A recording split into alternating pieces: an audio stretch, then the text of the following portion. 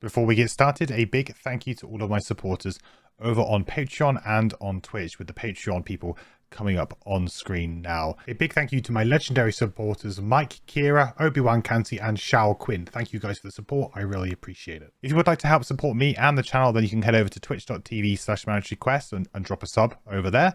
Or you can go over to patreon.com/mandatoryquest and become a Patreon member for some early access to some videos and some behind the scenes stuff.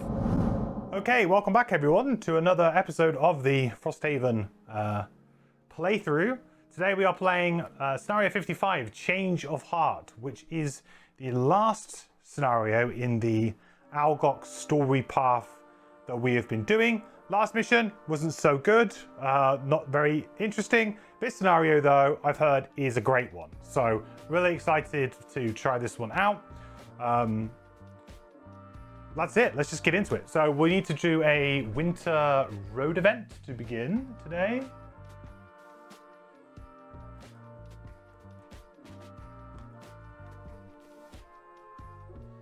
So we have winter road event number 19.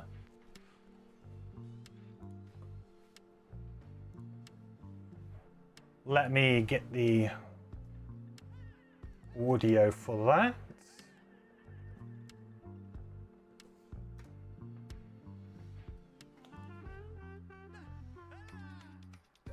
Okay, road event 19.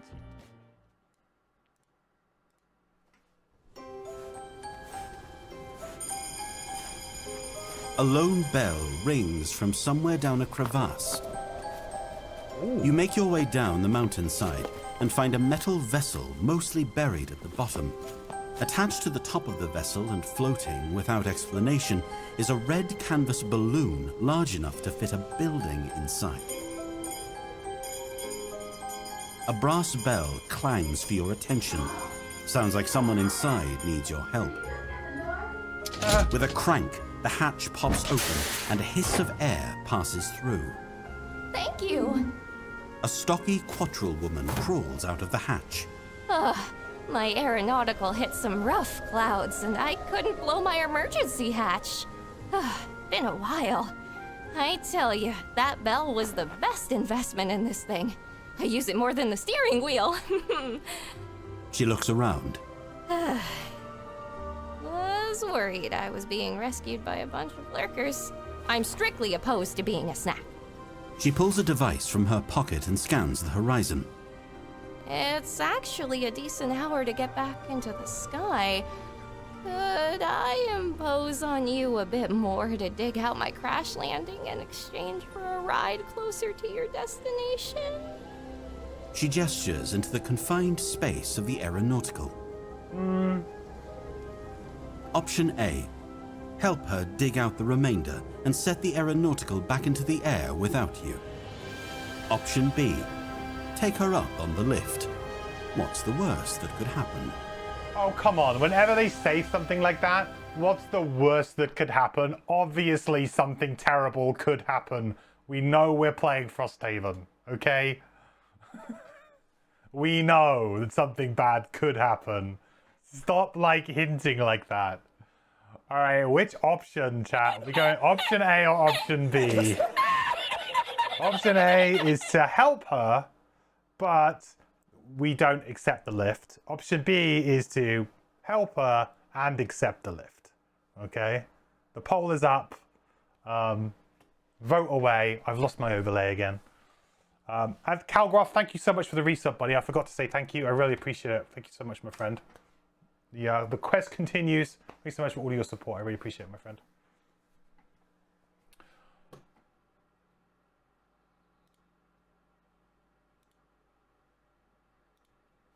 All right, so this could go either way. I mean, I don't know how heavy is a pyroclast. I would imagine pretty heavy. He's made of rock and molten lava and stuff. And robot is probably pretty heavy as well. You guys have gone option B? Just about. Just though. Okay. Option B it is.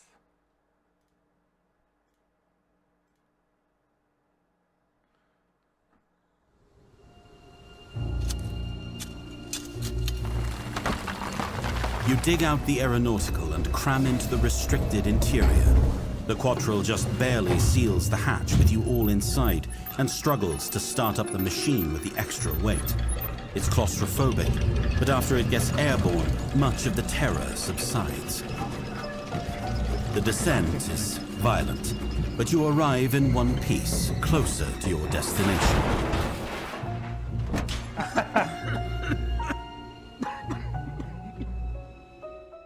Okay, this is kind of a fun one. Like, it's not particularly, like, bad. So all characters without Quattrel or Vermling traits or ancestries start the next scenario with Impair.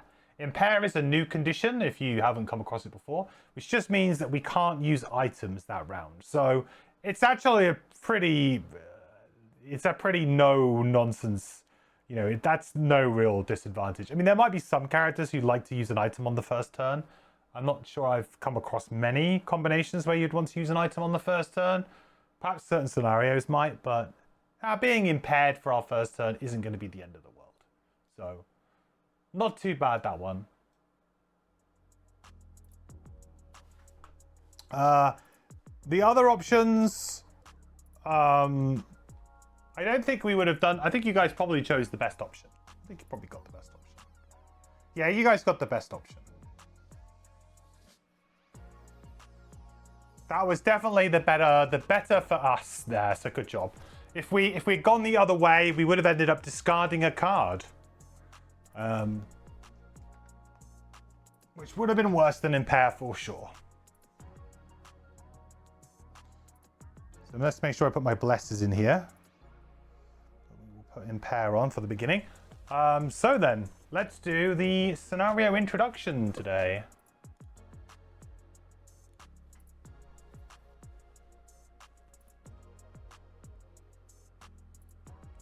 This is a cool voiceover for cards. Yes, it is.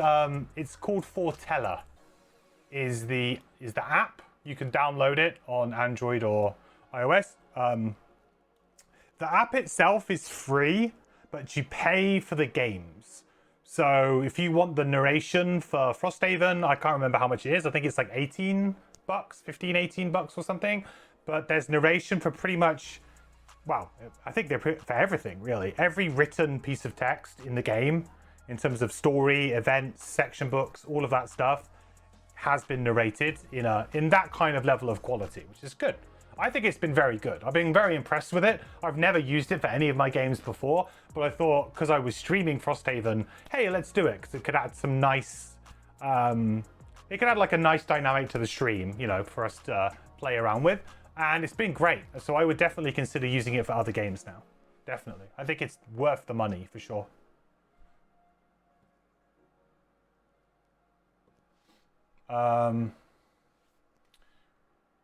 Right, scenario 55. A change of heart. Okay, here we go. Snowscorn Mountain, the place where this all began. It juts out from the southern horizon, a familiar silhouette that dredges up your animosity and wary respect. You've returned at last with Gurndel and Bardu, the unyielding shard secure in their bag, and with it you bring the possibility of peace. But those who remain here, who claimed Snowscorn and advocated for war, have no interest in your offer. They allow you inside at least and listen to the emissary's tale.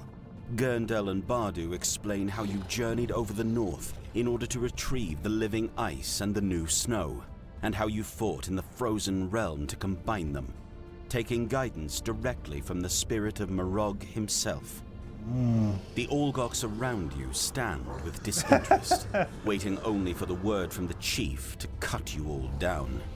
Bardu arrives at the final step of their story, that you must embed the unyielding shard into the heart of ice, and the cavern explodes in outrage and ridicule. Gurndel tries to explain how the heart has been corrupted, imploring the elders to just look at the shard to see the true words of their god. But war as a way of solidifying ideas, however misguided they may be, and the resident Olgoks refuse to let you into the heart's chamber. You are not far from the heart of ice. In fact, you can see its light gleaming through the passage ahead. The only problem is the large number of Olgoks standing in the way. We must get inside. Bardu says underneath her breath. But we cannot kill any of our brethren. We are on a mission of peace. You understand what must happen. You don't specialize in not killing things, but you're willing to give it a try this once. Okay. Cool. All right. This is cool. I like this. So,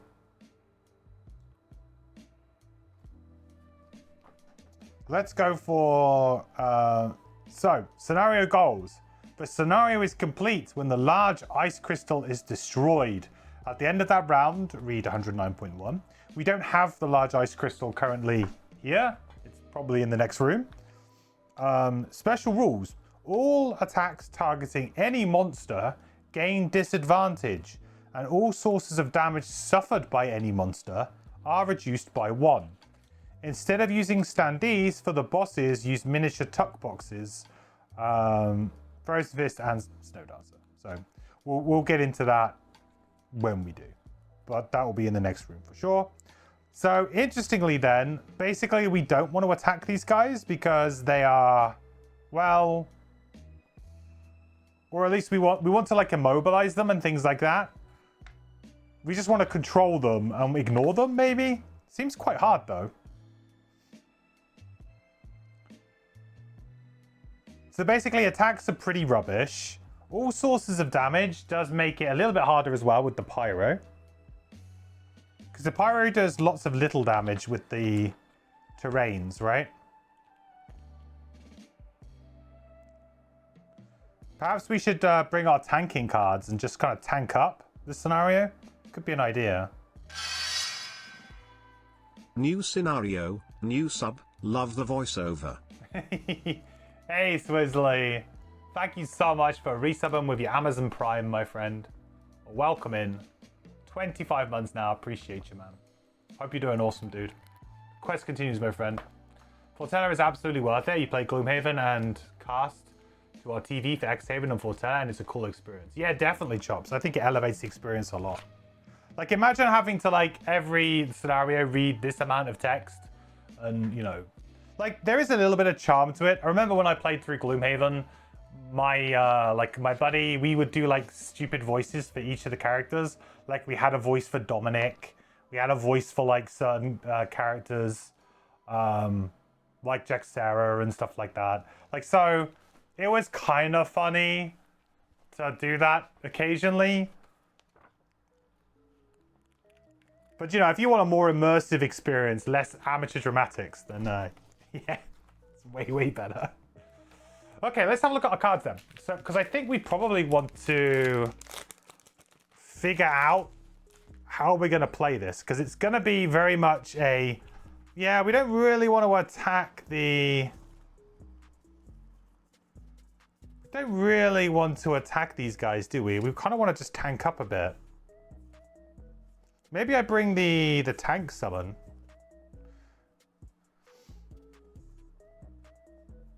Maybe we play like plated defense. Could be an idea. I could like shield up and heal, right? That's pretty...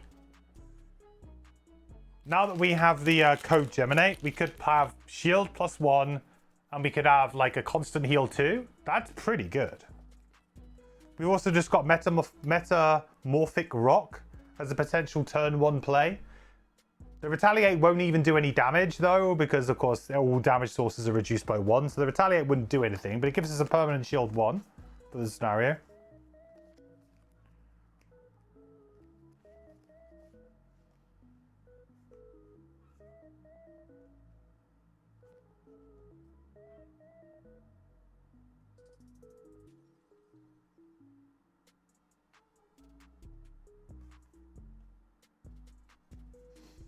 Cloud of Ash could be kind of an interesting one to bring in too for the bottom move. Quite like that idea. More obstacle control could be really nice. Move this slightly this way so it's a bit more straight. There you go. That's better. I like that. Get thick. I think so, Pelican. I mean, the scenario is pretty much telegraphing to me, hey, you don't really want to be attacking enemies. Like, you can, but it's going to be really inefficient to do so. They're kind of telegraphing that. Like, it's going to take you a really long time. Like, they're going to take one less damage and you have disadvantage. You better be killing things pretty quick. What might be a good idea is to maybe take on the archer and maybe the shaman, but I felt like the two guards you probably ignore because it's going to be so difficult to deal with. That app is so cool. Has Bard song. You're hyped. Yeah, it has a bunch of stuff on there, man. Loads of cool stuff. It's become quite a popular thing for campaign games to add it in their Kickstarter.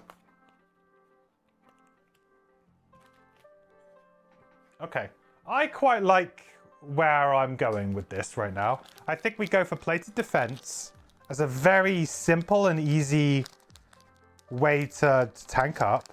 We play Code Geminate.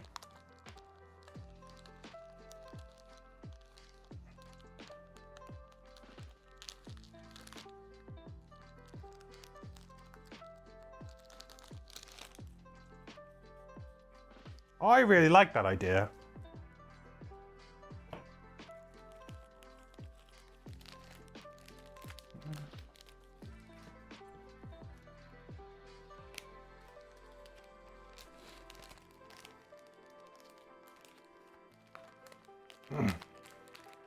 I was playing 5 characters and having to look at 2 more unlock ones. Just said they are so much more complex than the Gloomhaven ones. Yeah, I would. Yeah, I mean they are in terms of like the core mechanics, but I felt like the Gloomhaven ones were. I'm not gonna say too simple. Some of them probably were a bit too simple. I almost forgot. Like. If you like, for example, I think the Tinker is a really good example of this, and the Mind Thief actually, which you've seen with the 2nd edition. Those characters have quite strong, like, theme running through them, right? Tinkerer, you're gonna make little gadgets, gizmos, little weapons, things like that to use. There's a lot of thematic stuff that could have made the character very, very interesting. I look at a character like the Artificer in Crimson Scales as like the character that the Tinkerer could have been if it was a more complex character, or in that kind of line. I felt like that Artificer, I think, kind of perfectly encapsulated what I thought the Tinkerer was going to be, or in that kind of route. The Mind Thief ended up just being, I play big attacks and make ice and stun things, and that ultimately didn't really play very well into the theme of the character, which was actually controlling people, you know, and using their telekinetic powers to trick enemies into doing things or whatever. So it felt like that was an underutilized theme.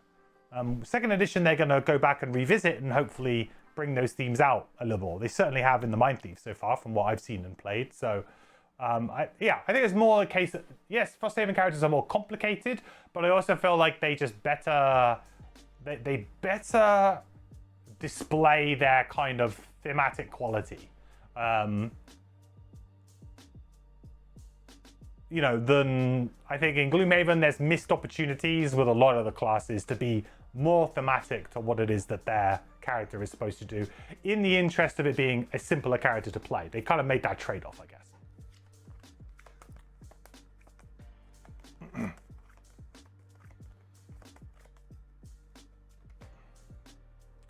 Eclipse is also not that easy to play. One-trick pony around a few card combos that you have to juggle around. That's true, but once you know the combo, you can pretty much reliably play it every single scenario in the same order, and you're kind of there, right? 9, 10, 11, 12. How many cards am I supposed to have on this character? Probably not that many. 10, yeah.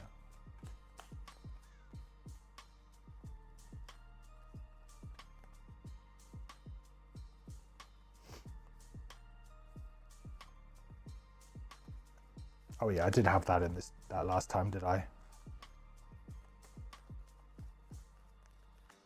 10,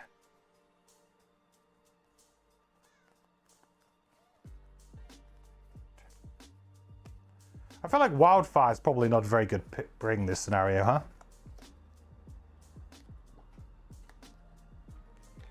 I haven't thought so. But we want to bring metamorphic rock, right?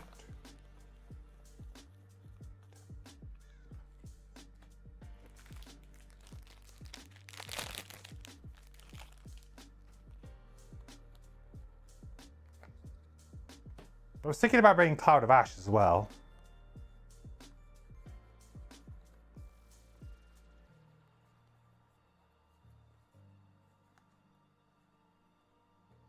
I think I could make an argument the heat wave isn't particularly good this scenario either.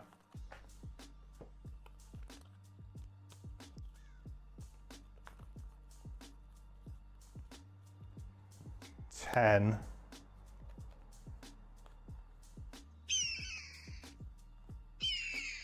Deep Fury could be good. Like, we're still going to have to attack things. I just don't feel like we're going to be able to do non-attacking things, right? Maybe we don't have Cloud of Ash. Or actually, maybe I get rid of Eruption for Cloud of Ash. That's fine. Yeah, okay. I'll put these cards to the side because I know that I pretty much always rotate those 4 out. Mind Thief doesn't have a theme. It has 1 card and 9 filler cards. Well, yeah. Exactly, and that was the big problem, I think. So. But certainly with the 2nd edition, those problems seem to be going away.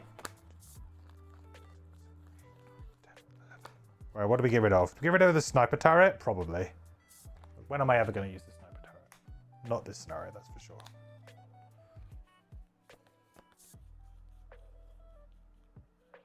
Cool. All right, I think we're ready to go. Just need to do battle goals and challenge. Is that 1 less damage from sources, scenario effect, or challenge? That is it is a special rule. It's not a scenario effect.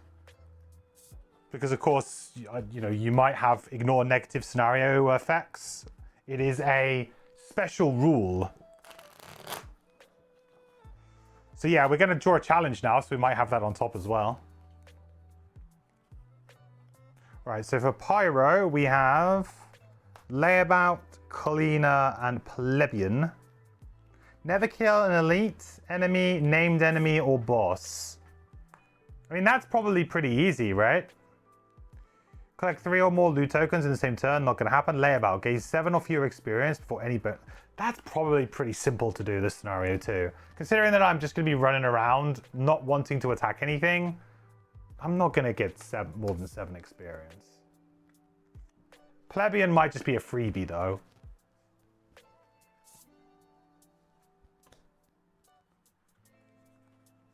Do you have any idea about how they'll handle Gloomhaven Digital with 2nd edition?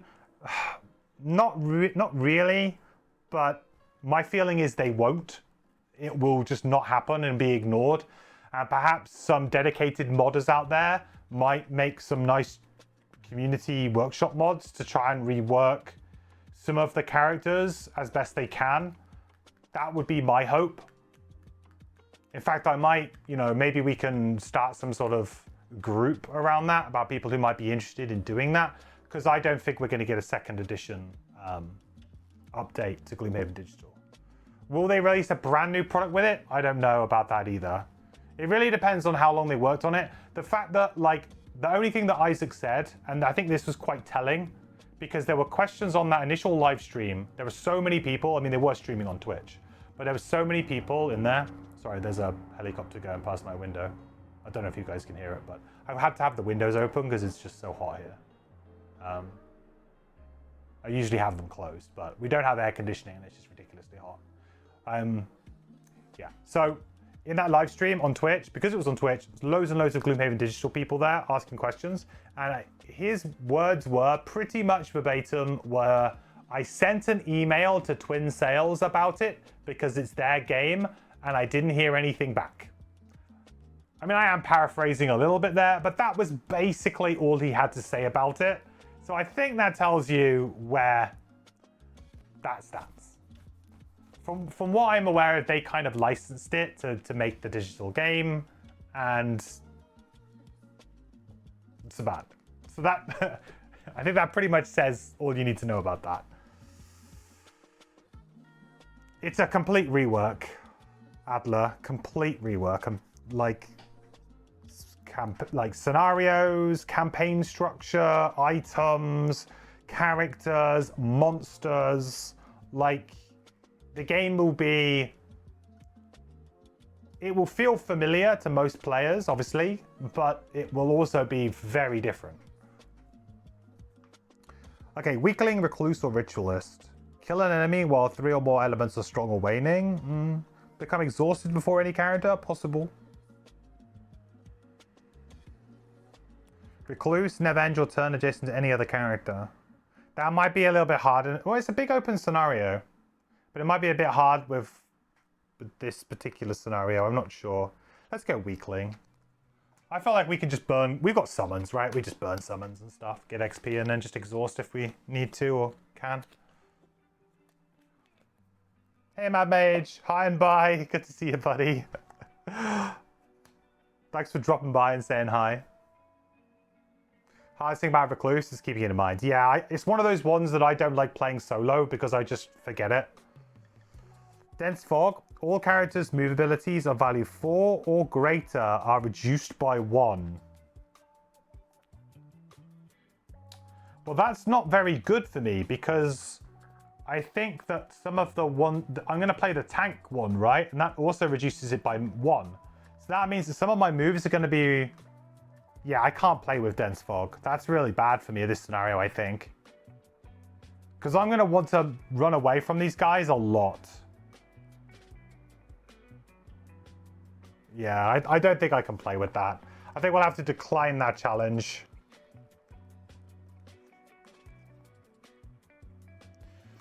The scenario doesn't look that long. It doesn't look that long, but the thing is that I'm already going to have a -1 move penalty on Hive because of the plated defense.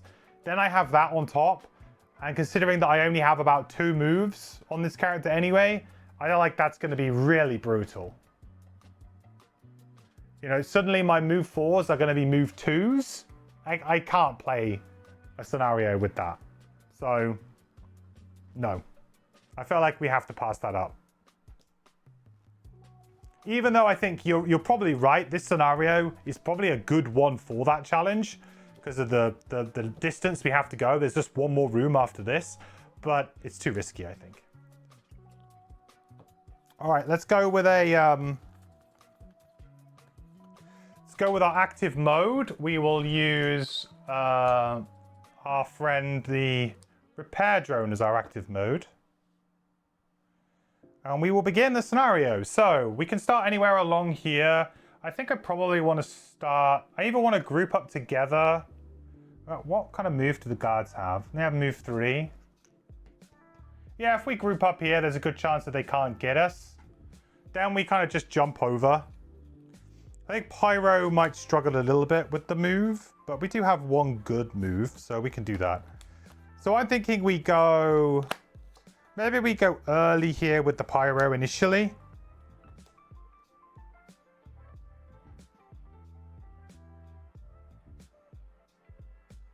We can get right to the door pretty much.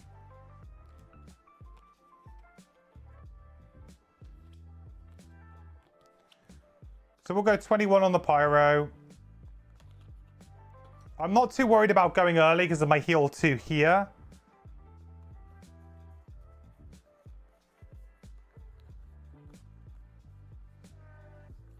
So I think we'll go quite late. We'll go on 82 with the Hive. Remembering I can't use any items on the first turn, which is maybe...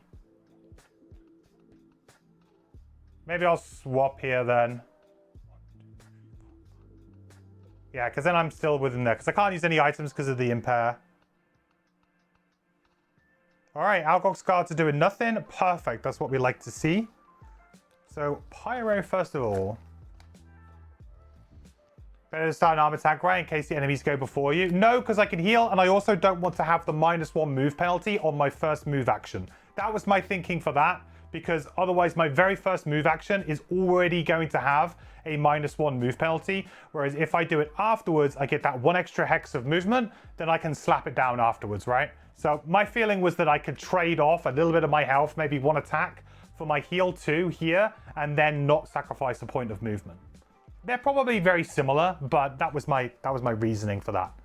I get to immediately benefit from the heal, and I don't get that movement penalty. That's why I decided to start in that one instead. So Rain of Fire is a move 5. So 1, 2, 3, 4, 5. Can't use any items or anything, but we will play Metamorphic Rock. First time I've played this, actually. So that is going to create Earth. And we now have 2 XP. And we now have a permanent Shield 1, Retaliate 1, but the Retaliate 1's not really going to do anything. But permanent Shield 1 for the rest of this scenario is going to be pretty big, I think. Okay, so the Archer is going to attack us for 5 with disadvantage. Okay, so 4 with this, 3, so 3 damage to Pyro.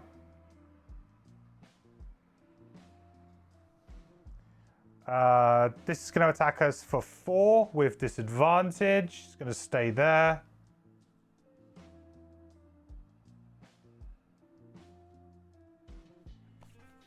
-2. So it's 4 -2, 2 with the shield, 1. So 1 damage to Pyro. Not too shabby. Although we've already used that. So I guess kind of blows. Okay. So Hive to go last. So we don't need to heal anyway, so I guess it is whatever. So we'll do a move 4 here. Get ourselves over. And we will play Code Geminate.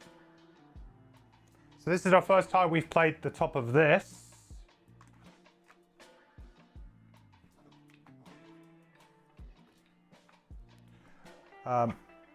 Okay, so we can ignore the top of it because it doesn't do anything. If you have 2, we don't have to. If you have 1 mode, you may place 1 card with a summon action from your hand in your active area without gaining the experience and place a mode token on it. Treat this as an additional active mode. So we'll put in the Plated Defense. So we now have 1 XP from that as well. So we now have shield and a heal 2 at the beginning of all of our turns. So we are pretty damn tanky right now, I would say. Don't have any other items to help us, but that's all good. Right, so this turn, I guess we probably want to open the door fairly early, I think.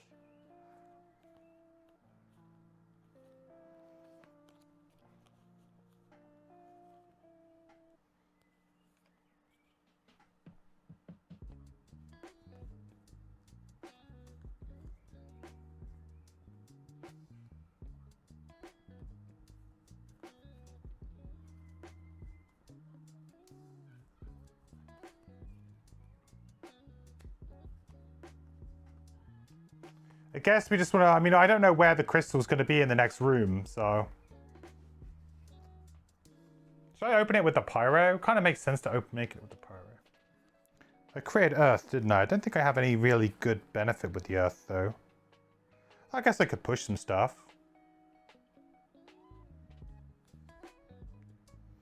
Don't know how good that would really be right now.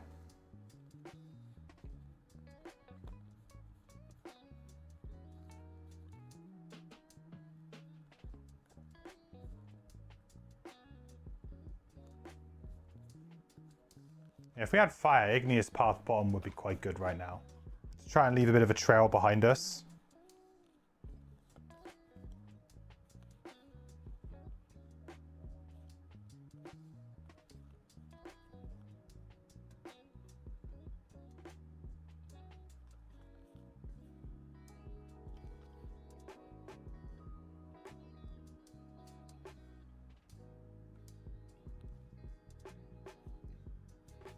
I could just go for for an igneous path top. Might be a little bit naughty though. Yeah, it feels a little bit scary. I could go flowing fire and just take damage, right? I mean, there's nothing too bad there. I can only presume there's going to be more enemies in the next room and they're also going to be very angry at me.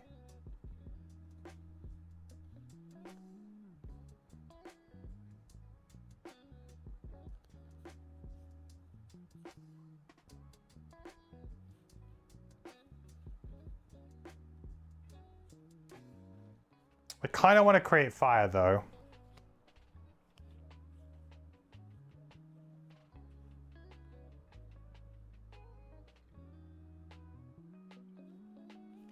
Killing the archer, I think, is a fairly... Maybe it's a smart idea, but maybe, like, thematically, the scenario does not want me to kill him. Okay, we just blitz through. We'll blitz through with the bottom of flowing fire. And I need, like, a fairly decent top to maybe activate. I could just activate lava bomb and create fire, and that gives me fire to then use on the next turn, which is going to be fairly decent, regardless. Sure. Or I could use the bottom of lava bomb, and then... No, let's use bottom of fire. We're okay. Hive here might actually want to go kind of late and just be the tank. What do we think? That seems reasonable to me.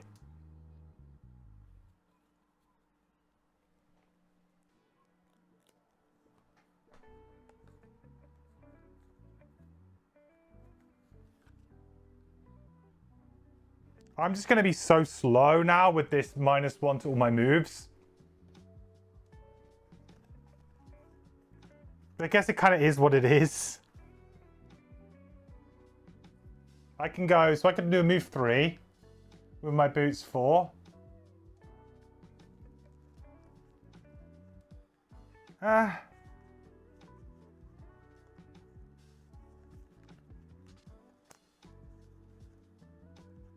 Sure. We could kind of risk it for a biscuit, see what happens.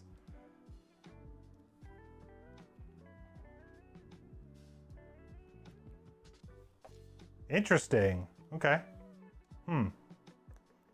All right, well, 20 goes first. So we're going to move 6. 1, 2, 3. Open the door. 80.2. Let's see what's behind door number 1.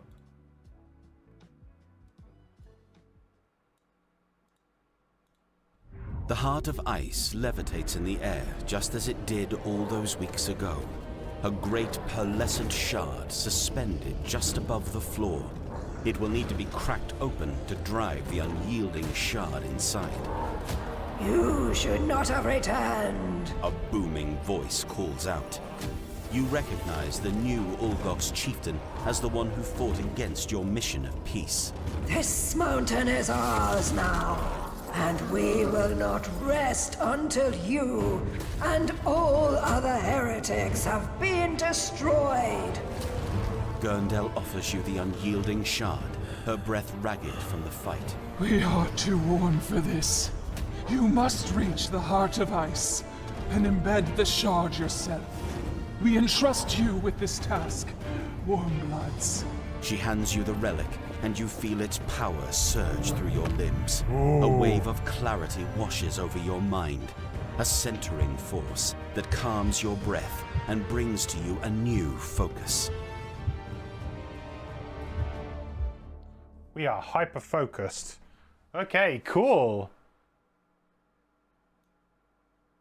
We have to fight our old nemesis, who we didn't fight at the very beginning. And, well, we did fight at the very beginning. So, special rules. The large ice crystal has 4 times character plus 2 hit points if it is an enemy to you and an ally to all monsters. If the fist class box is unlocked, set up the Snow Dancer miniature and use the Snow Dancer boss stat card. Otherwise, set up the Frozen Fist miniature and use the Frozen Fist boss stat card. So that's the one we've got. So, because we unlocked Snow Dance, so we are against the Frozen Fist. That's who we have. See, this is probably, I think, one of the best story beats of Frosthaven so far. It really is. Like, the whole kind of concept of we've sided with, you know, a faction, and, you know, one of the people, the chieftain from that faction, joined our mercenary group, and now we are, you know, having to fight off the one that we didn't choose initially. It's a really, really cool idea. I think they nailed it, really.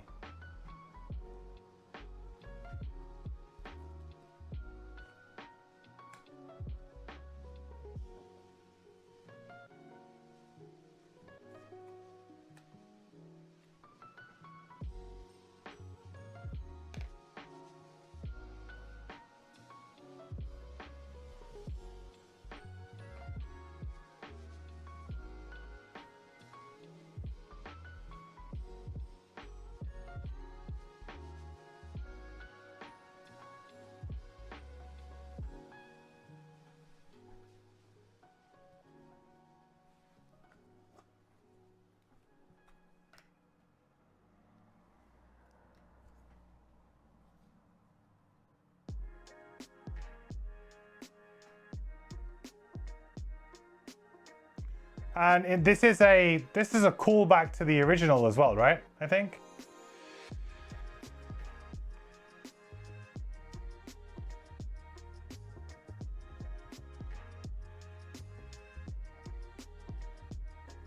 There we go. That's right.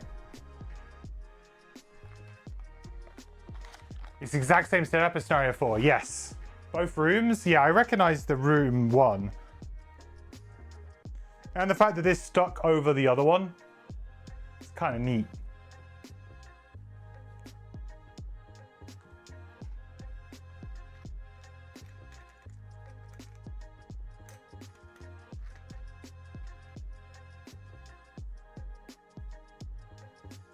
Whoa. Mean. Big meanie.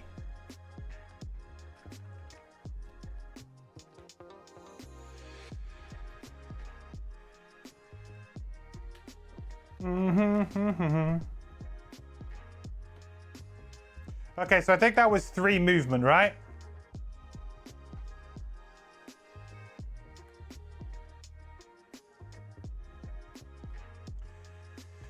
So we still have another 3.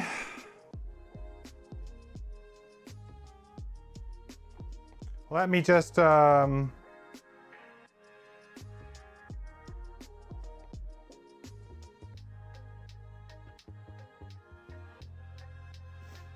Oh, A or B? B? Nice.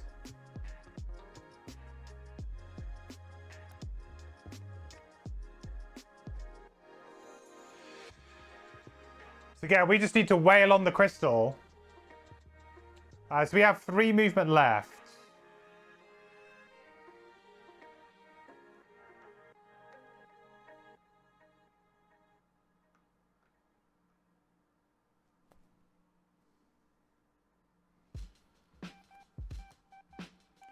So we are going to suffer a damage.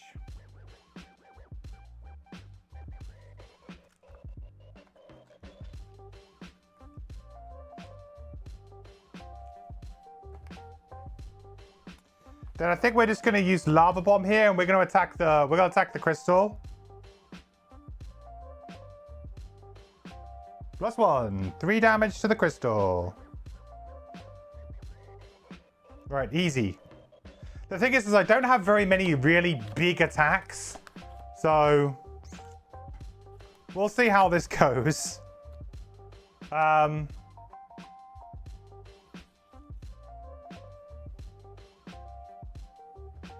So that's the pyro is done. So now Frozen Fist.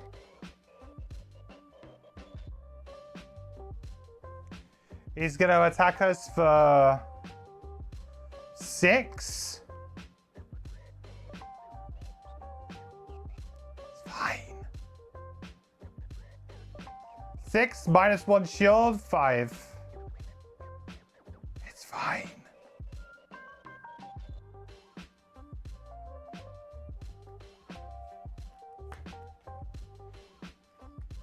Under pressure would be an attack 5 in this position. Yeah, that would have been a good one to bring, actually.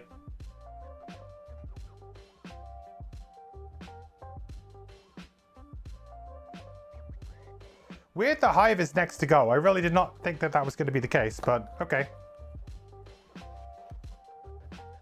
So we're going to move 4, which is actually technically 3 because of our debuff from our armor tank.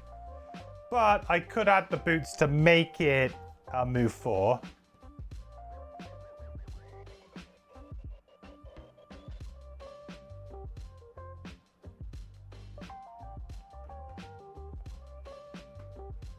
Yeah, I could just take disadvantage from this. I think I'm okay with that. What are the guards doing? Moving 2? Yeah, okay. I could go 1, 2, 3.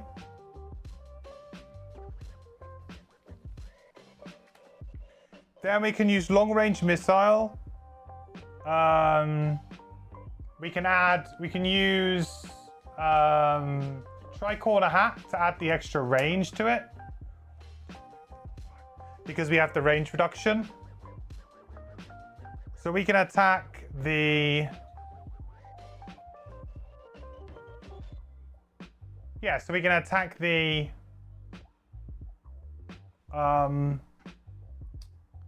the crystal for 3. 3.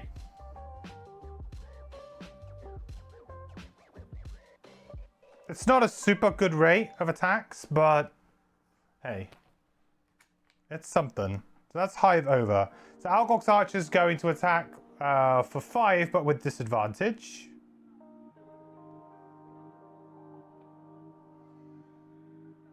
Okay, so that's 5 minus the shield 4, so that's 4 damage to Hive. Guards are going to move 2.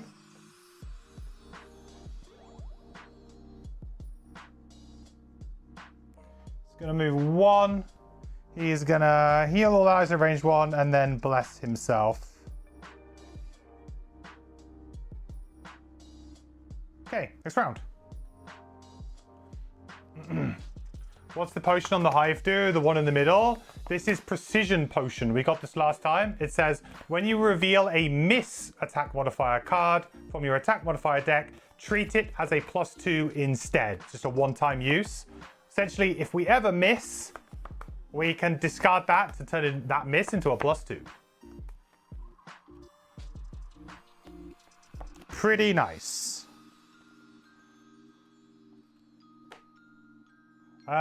Okay, so we got fire up. That's good. That's kind of what I wanted.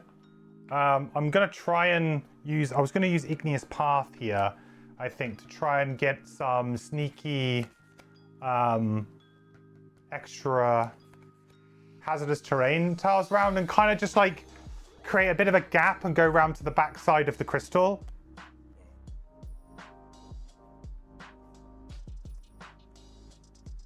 Then maybe play like Living Magma Top.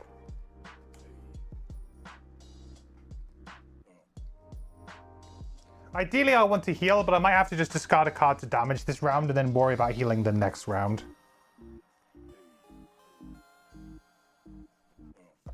Might be okay.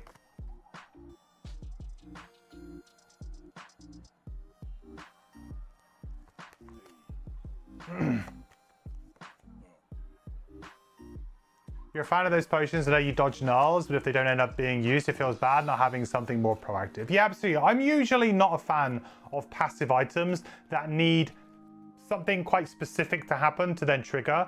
But I will say the lack of advantage sometimes on characters now means that you're kind of drawing your decks fairly naturally.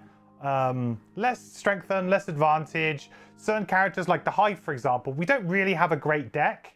You know, most of our cards are maybe a +0, but with some added effect to do with our summons or something. So we don't really have, like, we're not really looking for plus damage. But when we miss, it feels really bad because we're only, you know, we're attacking 2 things for like 2 or 2 things for 3. So it feels really bad. So it feels like quite a nice potion to have on someone like Hive, who is not going to have advantage probably ever, really. And unless we buy an item. So it just feels nice, I think. We'll see how useful it ends up actually being. So we're going to go early here. We're going to make a little trail of fire, go around over here, and that will hopefully give us some, I'm going to say some breathing room, but not much breathing room, but a little bit.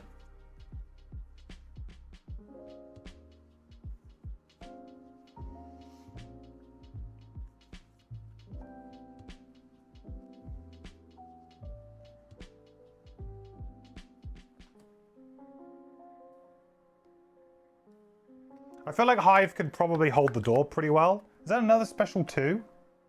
Bit of a yikes. Ooh, Algok's Priest as well is going to immobilize me. That is a big yikes. That really screws my turn on Hive. Yep, that's pretty nasty, actually. That means my Hive will not be able to attack anything this round. Yep. That kind of... Oh, I suppose I've got something I could still do. I got something I could still do, but it definitely doesn't feel that good. Okay, so it's going to attack for 3. That is 4, but with the shield, it's going to be 3. So 3 damage here. And unfortunately, an immobilize. So Hive's going to go. We're going to get 2 heal from our repair drone. So the plan here was to go in and do a little attack 3, but I'm not going to get it now. So unfortunately, I'm going to have to... I mean, I could probably just attack the archer here, maybe. Just do attack 1, attack 1. Well, it's not attack 1, it's disadvantage, technically. And then it removes 1 from whatever the value is. And then just heal myself for 2. I think that's what I've got to do. Okay, so we'll do... should I do 1 disadvantaged attack 2 here? Because I don't really want to draw loads of cards from my deck. Because in this rate, I could just go disadvantage, flip both my blesses. And I don't really have much intention in killing the archer. Yeah, let's just do a default attack 2 here, rather than like anything else. Default attack 2. Okay, well, it's +1.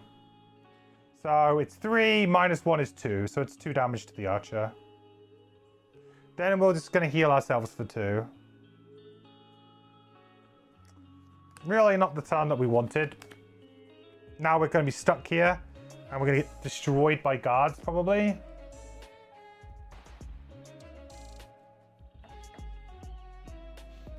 I'm wondering if it's worth using a Major Frenzy Potion here as well. Might well be.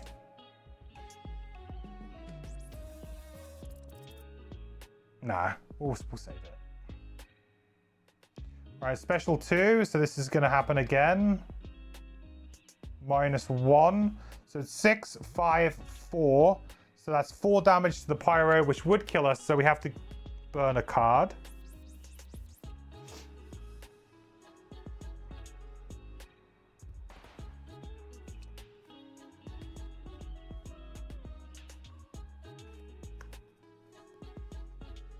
You're in liquid stone, I think.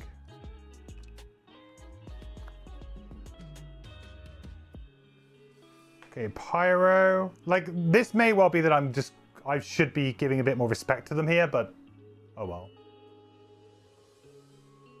I have to kill that archer. I don't know if I have to kill that archer. I don't think that's necessarily the case. Oh, because I'm immobilized again? That's fair, actually. I didn't notice the immobilized again.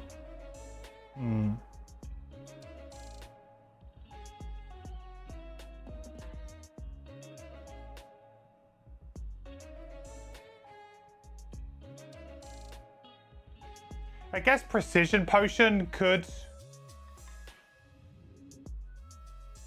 have my back here. I wonder what the ruling is on if you flip a miss and you are disadvantaged and you have precision potion. I mean, I guess you would take the miss and then precision potion would kick in afterwards, right? Yeah, okay, we'll use the Major Frenzy on it.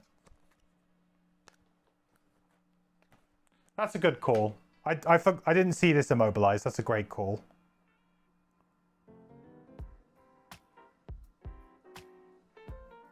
Okay. So it's just 4. It's 4 minus 1 is 3, right?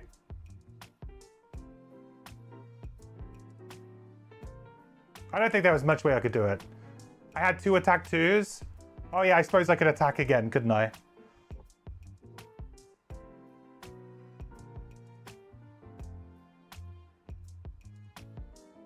So that would have been an attack 2.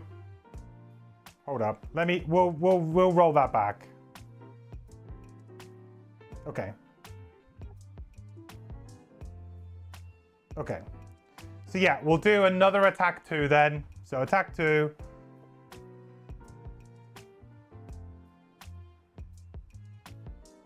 That's 0. So it's 2 minus 1 is 1. So it's 1 damage to the archer. Then we use the Frenzy Potion and we go again. Which is... So 4 minus 1 is 3. So he's not dead though. He's still on 1, right?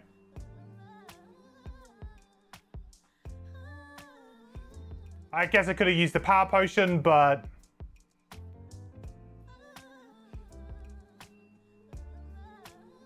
I didn't, and now I've drawn lots of information, so I felt like going back that far was probably on the cusp of being too much. So we won't choose it anymore. Like, oh yeah, I didn't draw what I needed to draw. Now I use the Major Power Potion. No, I'm not going to do that.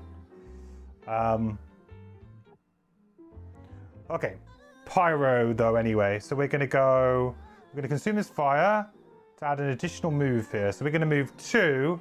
I think we'll probably use the boots here too to make that a 3. And we'll go 1, 2, 3. I mean, I could go into the chest, couldn't I, actually? Could just get the chest this round. Not a bad idea.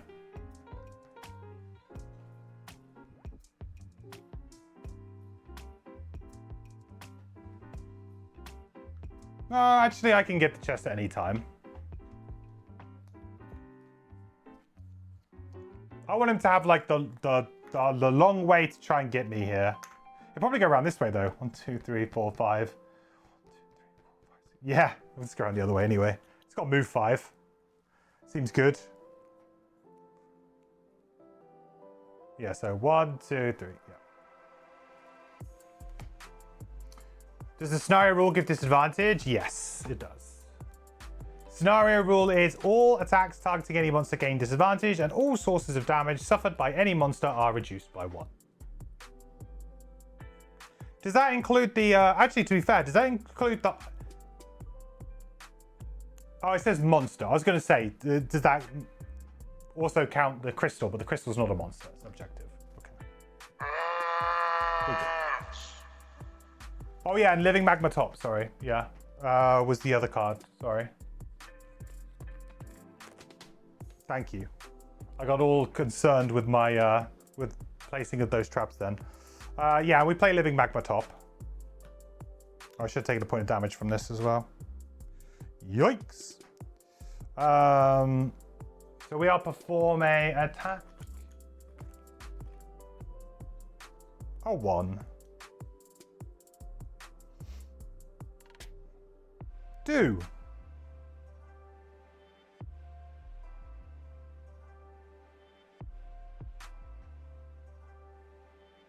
I like the way that we're just choosing like the,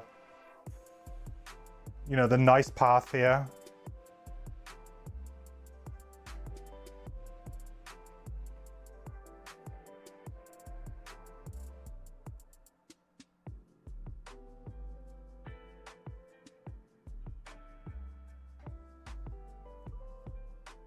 Oh, why did I draw 2 there? I did not need to draw 2.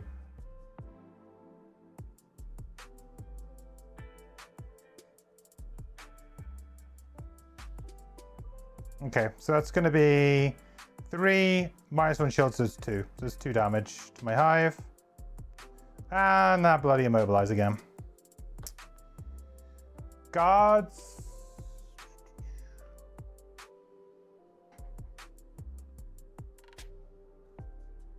I'll just move them both because it's just easier at this point in time. So this isn't too good. So one's going to attack for 3.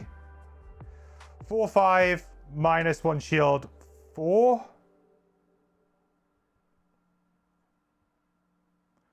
Kind of hanging on a little bit here. Next one, minus 1. So 2, 1, so 1 damage.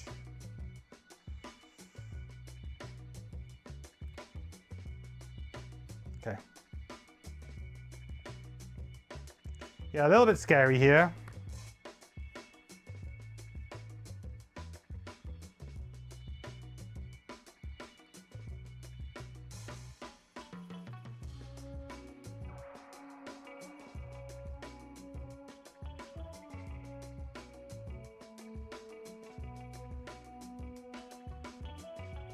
I think whatever happens here, I'm going to be short resting.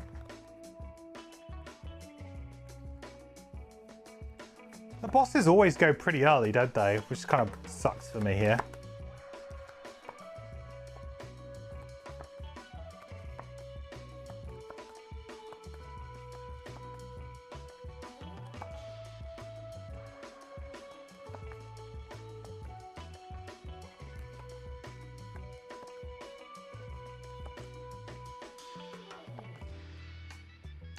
I'm partly tempted to just short rest now. I'm already pretty low on cards, and if I short rest, I can get rid of the flowing fire actually, which is a thing.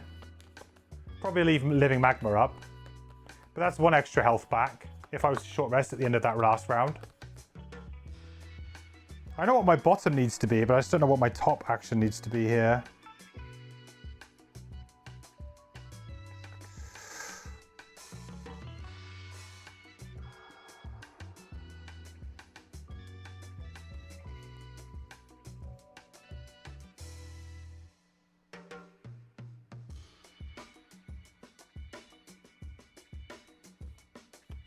Could be that, which is quite nice.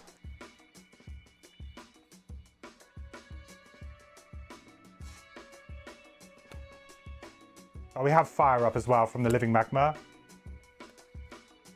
Oh, sorry, we haven't done the yeah, we've done 1 living magma. I'm done. We replaying a scenario? No, this is first time. Although this looks very similar to a particular scenario, this is actually the end of the scenario. Did I get the 2 double damage cards for the pyro to one-shot the crystal? No, I didn't, and that would have been a good idea to bring that.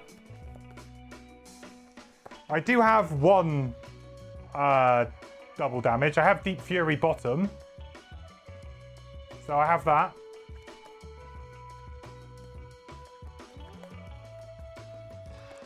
So I can do 1 nice Deep Fury, but I was gonna probably use the top of that. I think I'm going to short rest at the end of that round, chat, because I feel like I'm like, item-wise is whatever at this point, but actually having 1 of these back could be quite important here. I'm really hoping that this guy doesn't have enough movement to get me, but I just don't think that's going to be true. His movement is 4. So there is a world where he can't get me.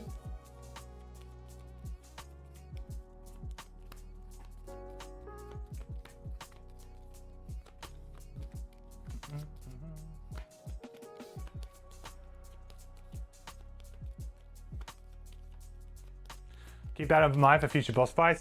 This is probably going to be the only boss fight we do with this character. Probably retiring soonish. Oh, Lava Bomb. That's a great one to get rid of. Do not care about that card at all now. It is very weak. Hive's in an awkward position because I can't really do anything. Like, what do I do here? Do I long rest and just get myself a heal and get myself cards back? Because there's nothing I can do. I'm just kind of screwed. Is my role as the Hive here to have, like, literally a very boring scenario. I just sit here. It could well be. If that's my job, I guess that's my job. It's either that or we short rest and we try and, like, heal ourselves. What happens if I play the top of Code Geminate? I could get rid of one of the things, couldn't I? That's a thing. Well, I don't think I want to. If I long rest, I could heal 4. Then I go up to 8. The chances are, though, that I will get absolutely screwed.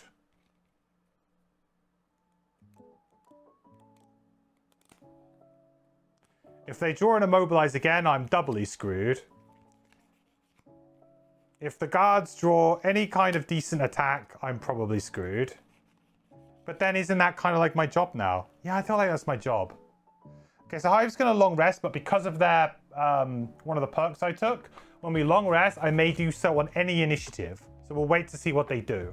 But I feel like that's just the way to play this now. You know, I'm going to heal 4. I'll have a full grip of cards if I go early, so I can burn a card if I want to. It seems okay. Not glamorous, but doing something.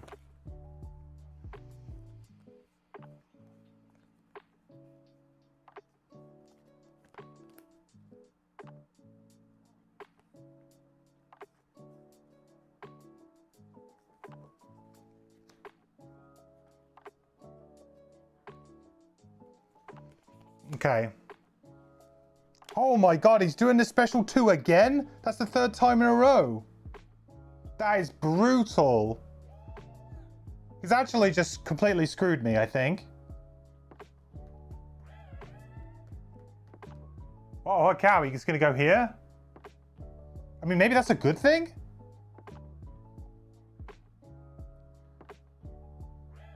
Well, I have to go early now on my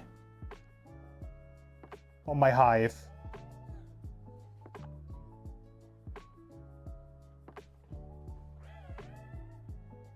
Hang on. 1, 2, 3, 4, 5. 1, 2, 3, 4.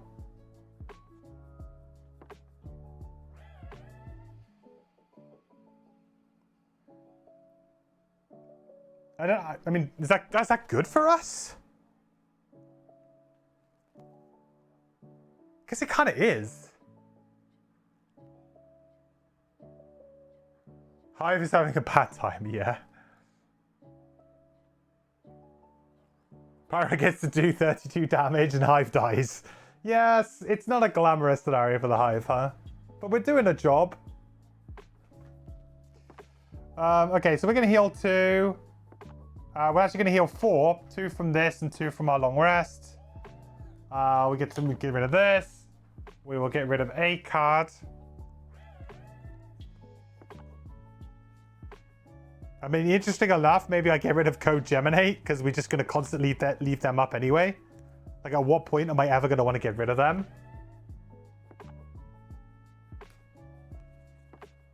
And this is our life now. This is where we live, you know? This is our place. Archer's going to attack us for 3. 2 because of the shield.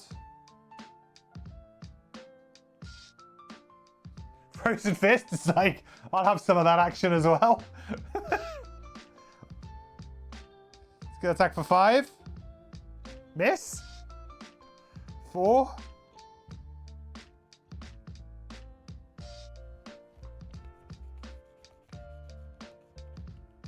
I think I burn a card to that one.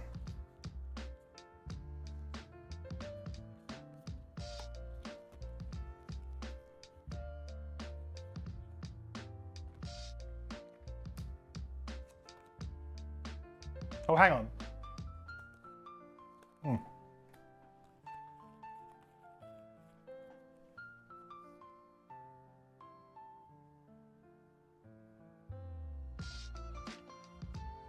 Sorry, they attacked for 6, so it was technically 5. Yeah, I would be on 1. I'll burn the card anyway. Okay, Pyros go. So Living Magma triggers. Ooh, crate 1. 1 hex has this range and a features hex adjacent to the target. This is actually pretty good, I think, for me.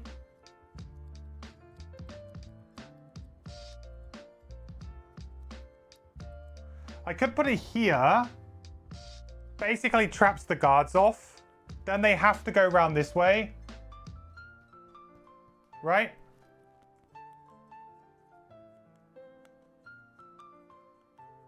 Or I could put it underneath me, and then I can immediately start to get, like, bonuses.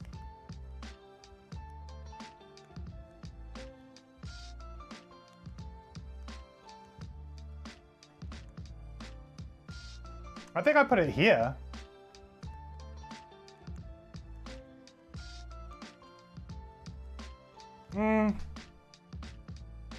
No, I think I'll put it underneath me. Because then I can immediately start getting bonuses on the next turn, and I don't need to worry about, like, moving anything or... It means I can play, like, a non-move card next turn or something.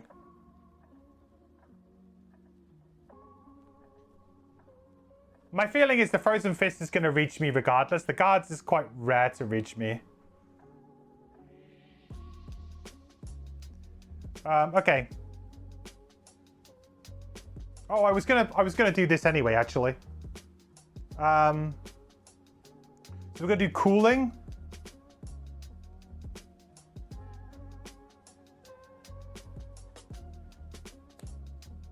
And then I was gonna use Rain of Fire anyway. So yeah, I guess it doesn't really matter.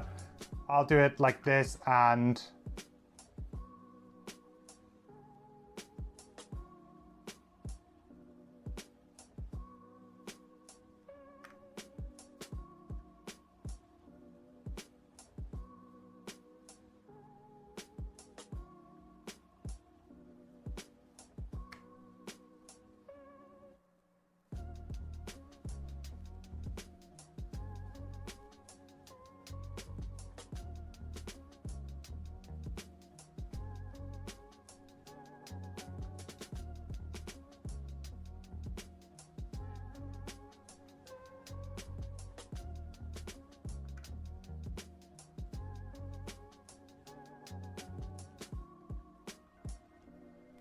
There's both ways at 8. I was just thinking, like, maybe this would do a better job of stopping the archers. Like, because the archers can go to here, like, they can hit me, right? Just thinking it might be better to put...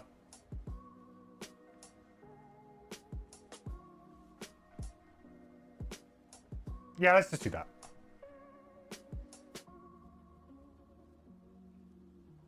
So 1 more damage to the crystal. We gain an XP.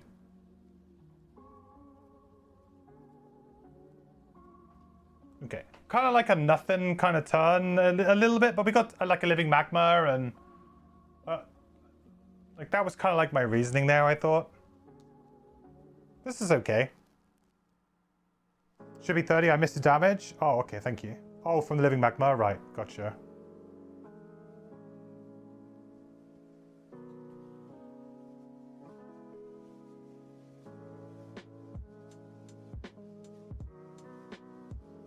Okay, so guards are actually going to step off a little bit. Attack 4, range 2. So first off, first one. That's a burn.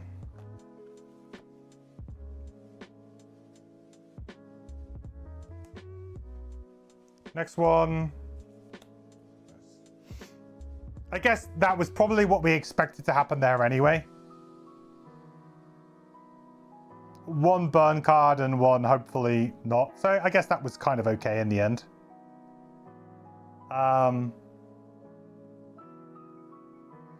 Plus 1.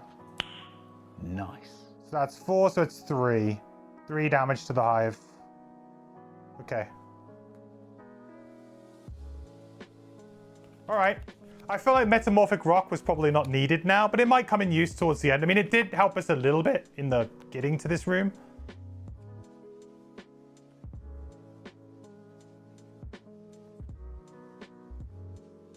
The Hive's job now is like to literally survive. I don't know how well that's gonna go, but well, I guess we'll just do our best. I can always chuck a summon down, maybe.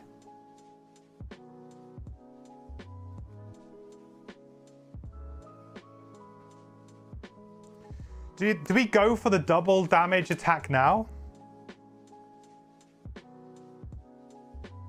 No, it doesn't work. On your next attack targeting an enemy occupying hazardous terrain.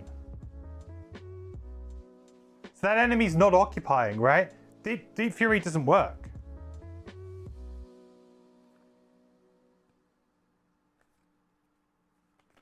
Did I bring the heal for self? I did. That's what I'm playing this turn.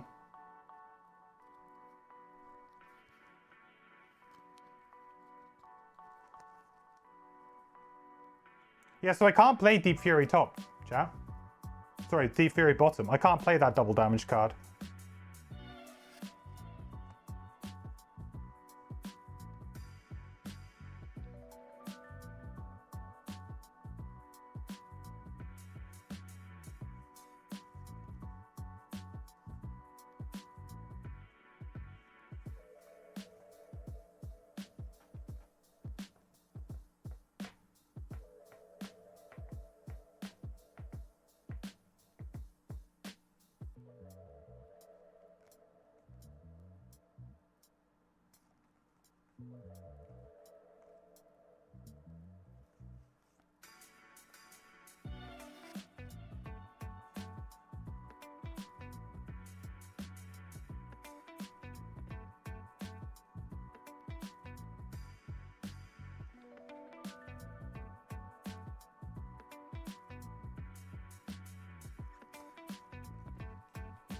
I'm out of tiles, aren't I? Okay, gotta do this then. Oh, I do not like that. Come on, give my guy a break, please. Is he gonna be able to get a target 2 on here? Not with range 3, he's not.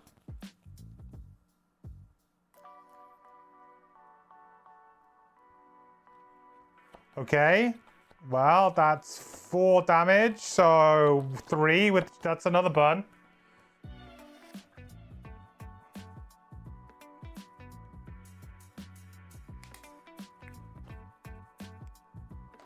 We might just lose before we get the kill on this anyway.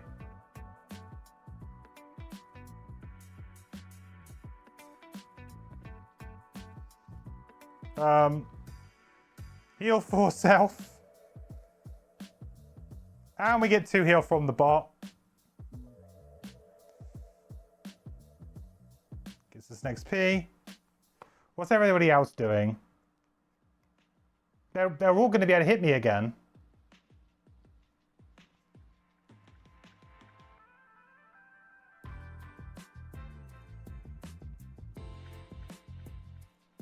Oh, not necessarily.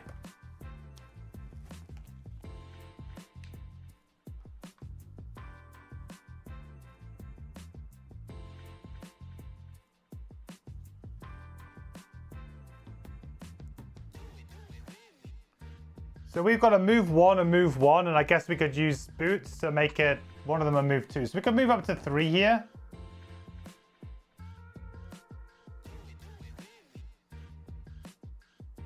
But do I be clever here and just pull them this way even further, right?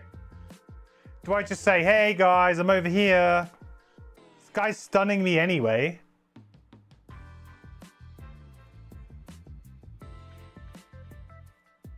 Hey guys, come and get me. Yeah, you move left, draw them away. Yeah, I think that might be an idea. The Frozen is much harder opponent and all of his attacks are shredding the Snow Dancer. Yeah, I'll agree with that. So I could go like 1, 2, and I could use my boots to move over here for 3.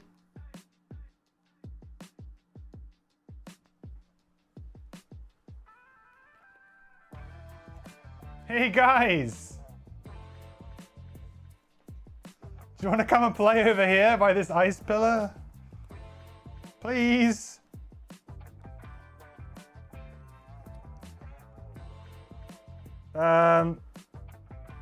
Hang on, what the hell am I doing? No, it's not the right card. That's the right card. It was 23 on that. Newt newt. Call them with a newt newt. This is just a newt newt. Right, Deep Fury top then. So it's gonna be an attack for 3, +1 and push 2 and gain 1 if I am occupying hazardous terrain. I am. I'll also use my spyglass here to gain advantage on this attack. So we're going to attack for 4 with advantage.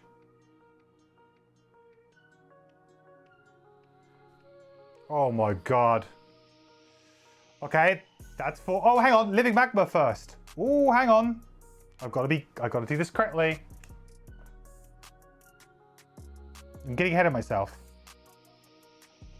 Right, living magma goes first and gets me an XP as well. Okay. So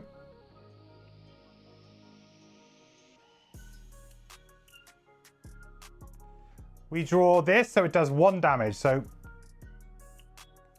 1 damage from living magma. And we get to create a hazardous terrain, but we haven't got any more to give out, so we'll skip that bit.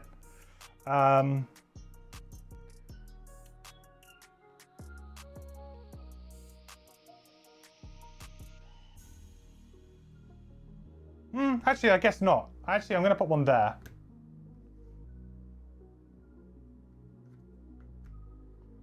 Actually, I'm going to put 1 there. For the purposes of my next card, I think. Right, then we will have advantage with the spyglass. So we'll do advantage on this one.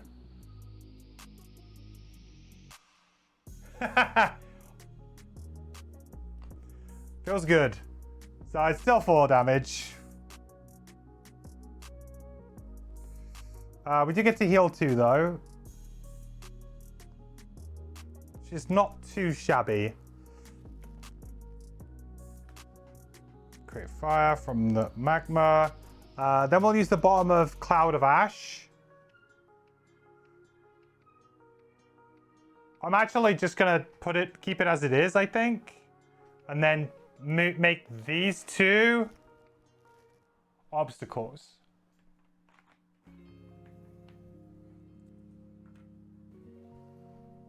That gets me 1 XP. Oh, we're not going to get our layabout. That creates Earth. Not happening. No way.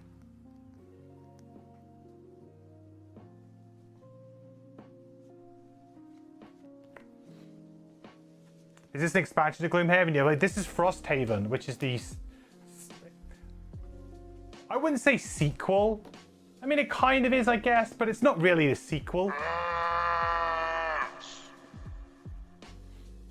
You get 1 XP from the Deep... I already gave myself the XP for the Deep Fury, I think. I did that when I went back and did the thing. I'm pretty sure I did. If not, it's 1 XP that I should have that I didn't give myself. It's okay.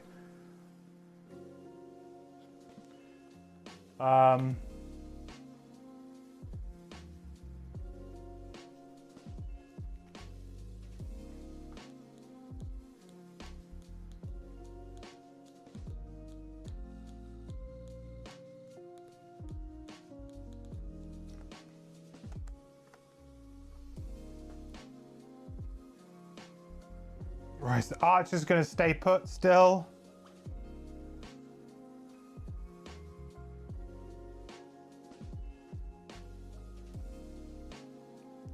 That's 5 damage to the hive. I mean, at this point, I just have to take it, right?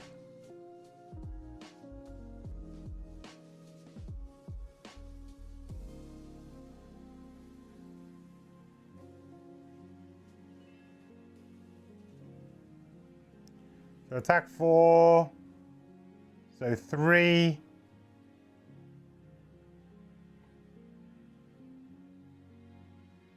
I mean, I guess I'm fishing for a... I'm fishing for a miss anyway, right?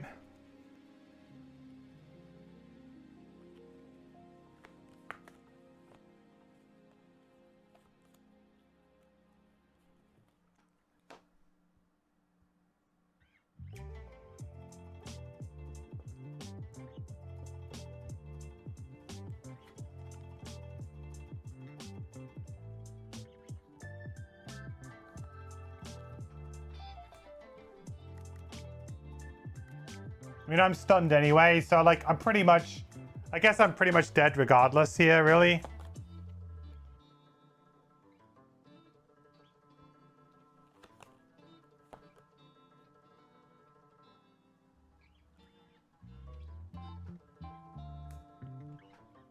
Yeah, I mean, I'm dead. I'm dead anyway. I don't think it would have mattered. I can long rest next turn to kind of stay in the fight a little bit, but yeah, I'm pretty much dead. Which is not great, but I don't know. Maybe if I can... It's 25 damage, right? 25 damage. I really wanted to long rest next turn, but I don't think I have it. I have more strengthen.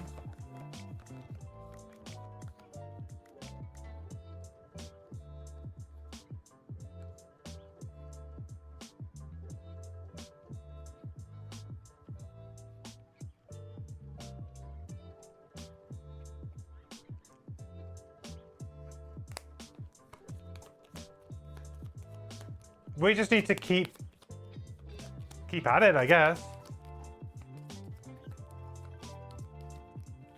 Don't forget that I can equip items and chests. Yeah, but we'll see.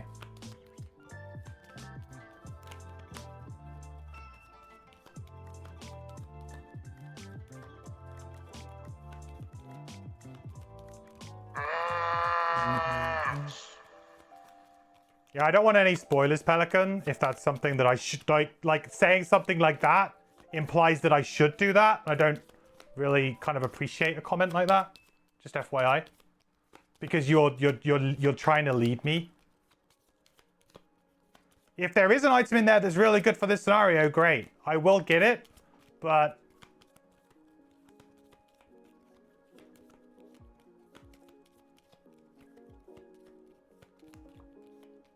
Do not lead me.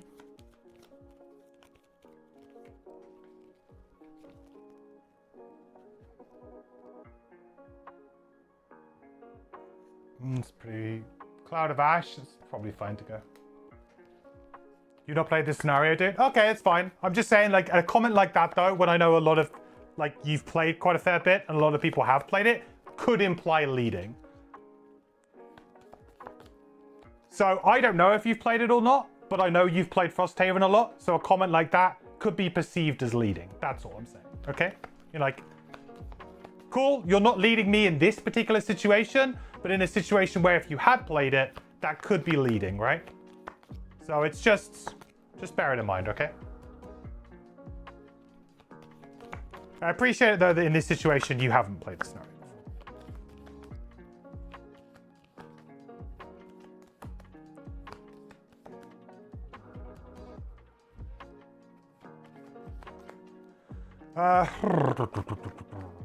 Well, we just have to keep slamming Deep Fury for the best, really, don't we? That's all we got. What kind of health am I on? 14?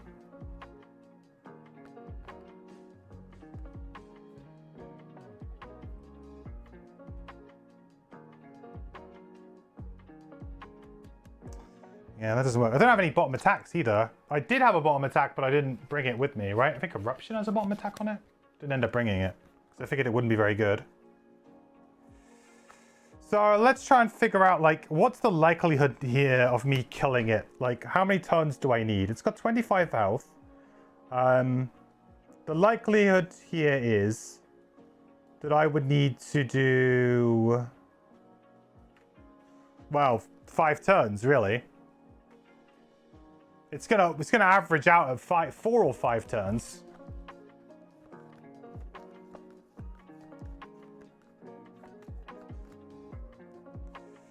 Like, getting Living Magma out is actually pretty sweet, but this is not the turn to do it, I don't think.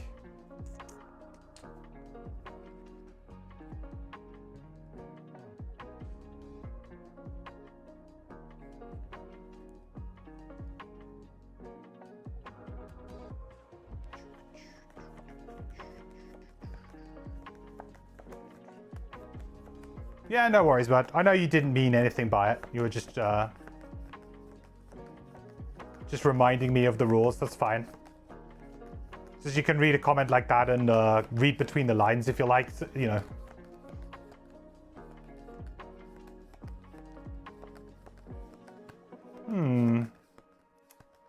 Well, I know I want a Deep Fury top, but then it's kind of like, what do I use on the bottom? Really? Igneous Path is not particularly great. So I'll probably use the bottom of that. Yeah, that seems okay.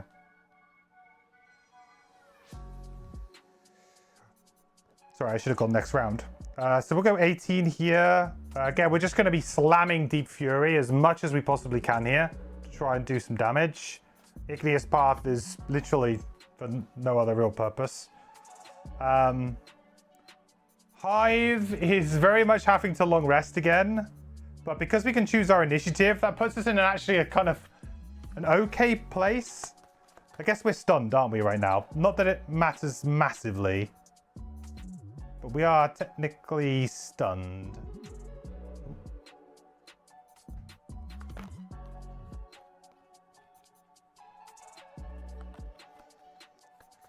Yeah, so we'll choose our initiative to be like 1. There you go. So we'll heal 2 from the droid. Oop.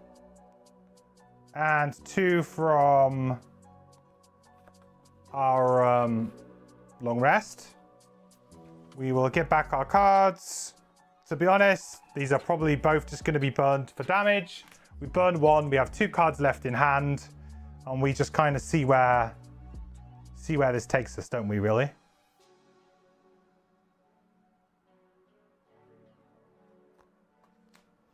Range 3.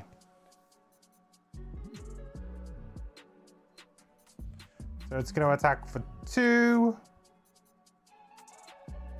1 because of the shield. 1 damage to the hive.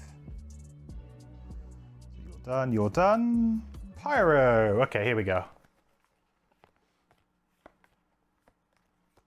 That means I won't heal from the repair gen, unfortunately. It's just a passive effect, right?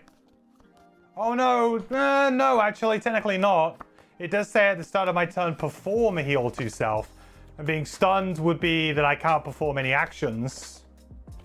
So yeah, I think you're right. It's the wording is very particular here. It's not like a passive, it is a passive effect, but the wording is different. So for the most part, it wouldn't matter. But the fact that it says at the start of your turn, perform heal to self, I think would imply that I would not have the heal because I am stunned. So yeah, that does suck. I think that's correct though. Like usually a thing like this would be you heal 2 at the beginning of your turn. Like in older effects have been like that before, but the wording is very important here where it says perform a heal to self. It's like, okay, I'm performing a heal to self action, right? Because it can also trigger other things as well. Yeah, no, I think that's correct. I mean, it's fine, we're dead anyway, but hopefully we can, do enough. Right, so we're going to use Deep Fury again. I'm going to use the Vigor Potion here, because I want to strengthen myself up for a couple of rounds. So we'll be strengthened up. So we're going to attack for 4 with Strengthen. I mean, come on, we drew bad cards from our deck. We've only got Juice.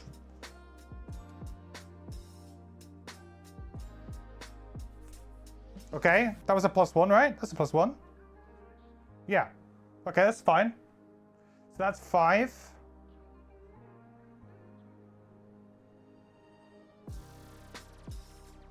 Which is not great, because that's basically the average. 1 XP and heal 2.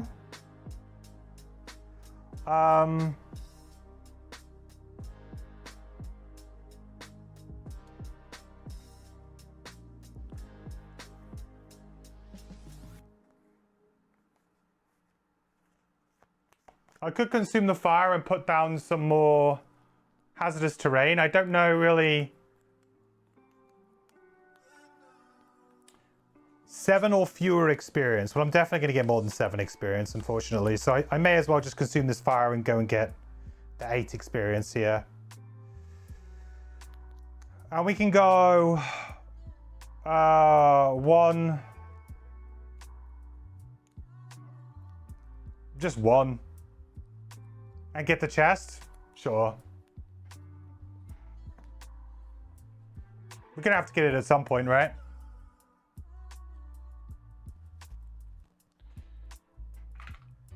we may as well get the extra XP because we are going to lose layabout. So what number was that? That was number 41. Let's check it out. Number 41. Number 41.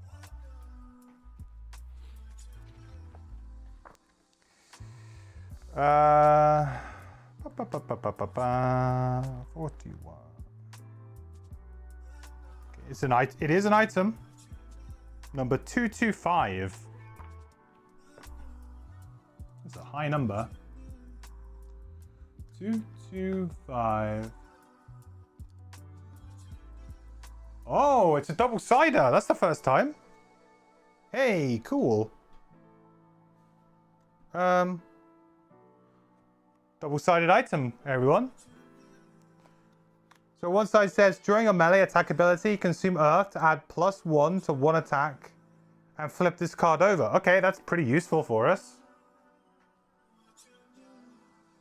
Weird that this is a chest slot item.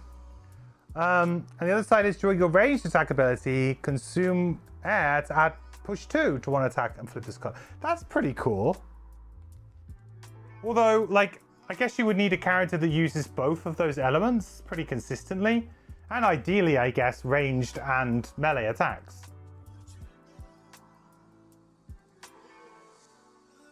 But hey, like, giving us maybe a +1.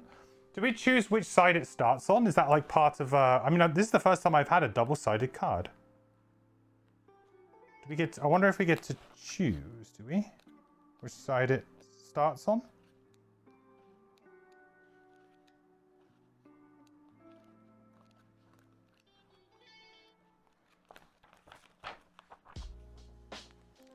D.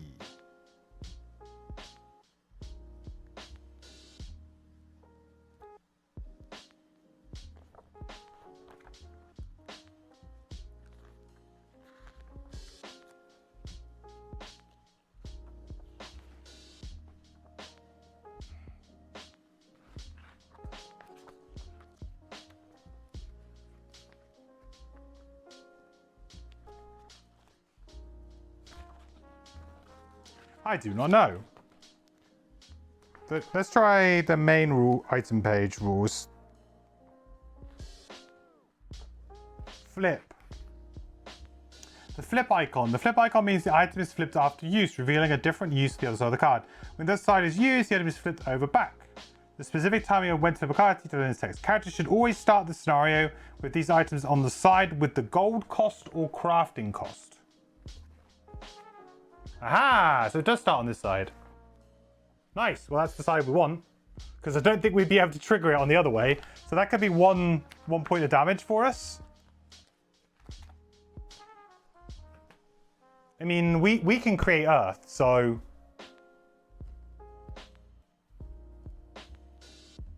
hopefully we can actually make that work for us in a good way.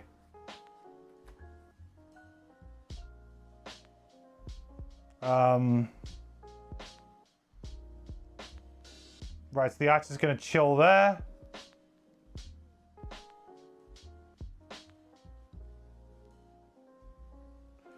One of these has got to be a miss, right? Okay, that's 2 with shield 1. That's only 1 damage to the hive. Winning. We're tanking. Okay, this is the test though. We've got 2 cards in hand. Okay, one's gone. The other one's gone. No cards in hand. Not technically dead yet.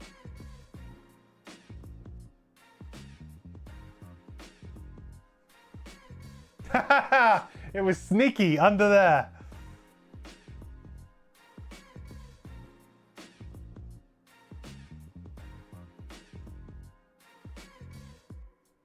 No! The hive has fallen. Well, we did become exhausted before any other character. Winner, winner, chicken dinner. So, you know, we got that going for us.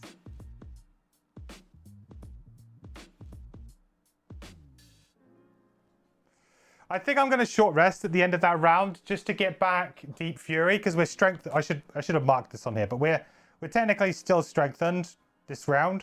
So I think we will short rest and we will burn Igneous Path because it doesn't do anything really at this point in time.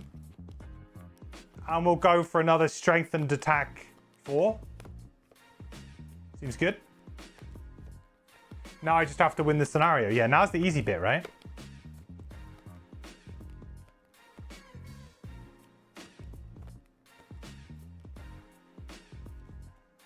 Okay, we have to take a point of damage. Didn't flip the right one. Lost the 50-50 flip.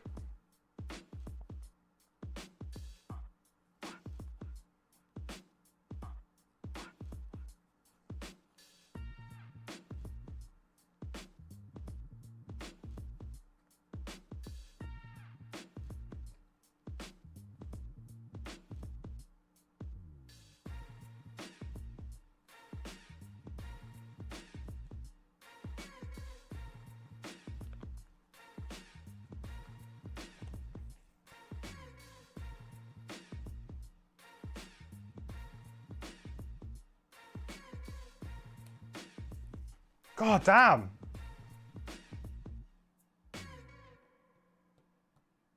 He's going to get to me stupidly quickly, right?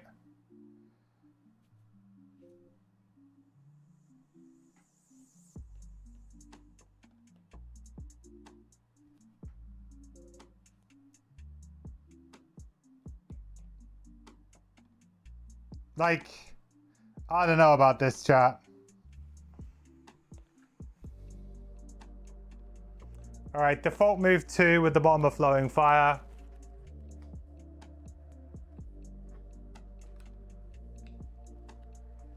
Can I long rest again? Maybe. I mean, I don't know if I would have the time. Oh, what, my Hive? No. My Hive he burned 2 cards and then took a hit from the, from this. Got no cards in my discard. And the last hit that I took, I needed to, oh no, it missed, right? Oh no, technically it missed. But no, I've got no cards in my hand, no cards in my discard, so therefore I can't rest, right? So I was dead anyway. Even though the last one missed, I'm dead anyway. Pretty sure. Because I couldn't long rest because I had no cards to recover. Yeah, I had nothing in my discard, so yeah, I was dead anyway.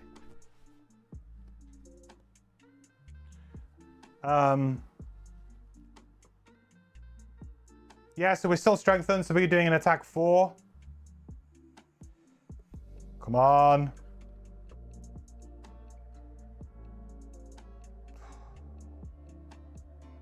God damn, 5 again. That it? That's all you can muster up?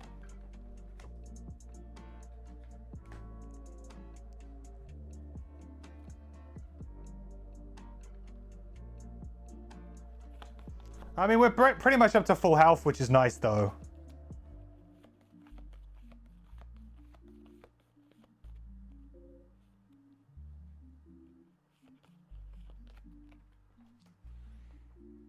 Yeah, my pyro is not set up for single target damage, you're right. 15? Like...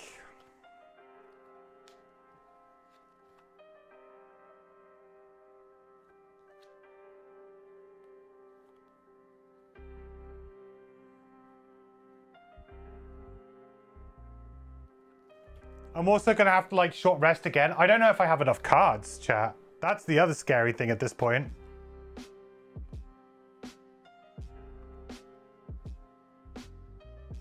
Because I'm, like, going to be, like, I could use Living Magma and then what?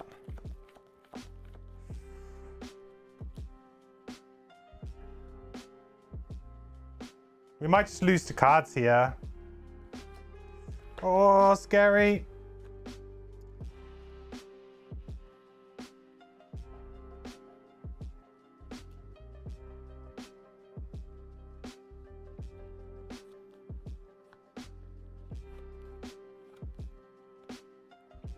Okay, well, I can Living Magma, which I think I just leave out, right? Because it's just extra damage, really.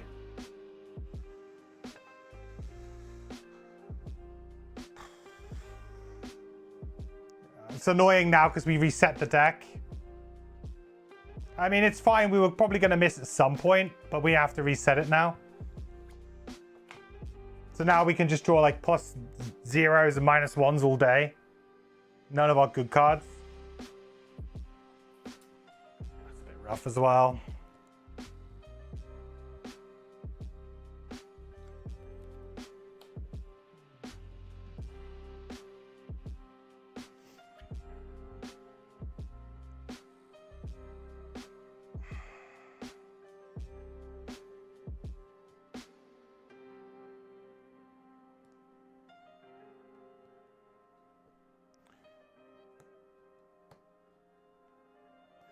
Frozen Fist's going to be able to have range on me.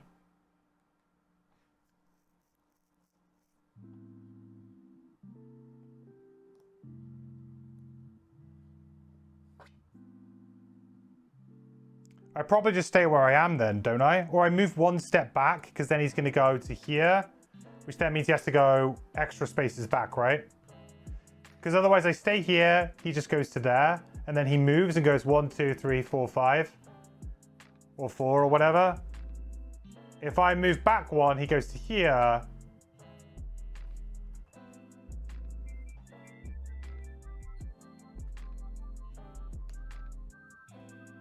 I could long rest, get an attack off on my living magma, and then move on. Maybe. It's kind of intriguing.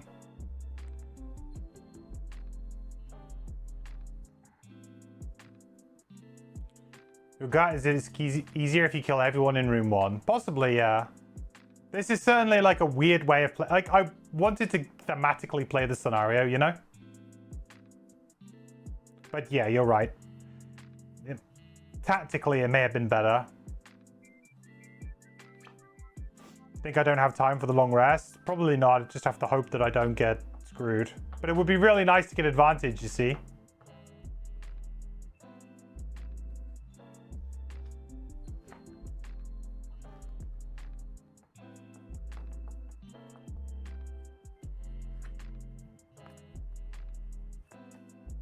I'm just thinking whether I move back or not on this turn.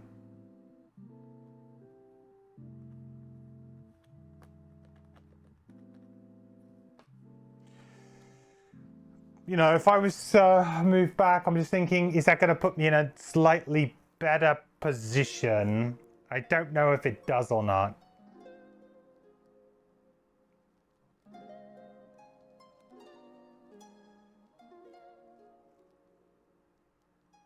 The annoying thing is the Algox Priest is also moving a fair bit and doing its thing.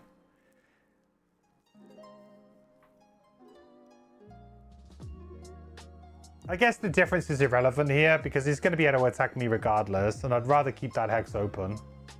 Yeah, sure. I'll probably still stay where I am then, for now. Because I don't want to have to move in to attack. Yeah, I don't. Okay.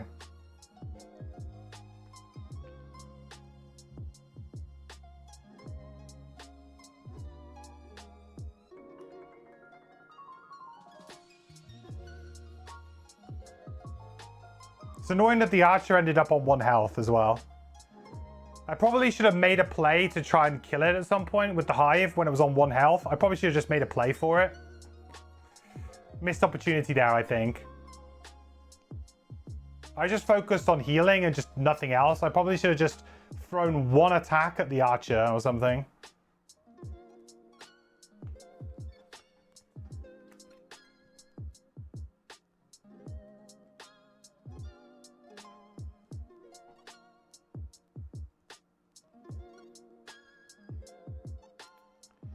Five because of the shield.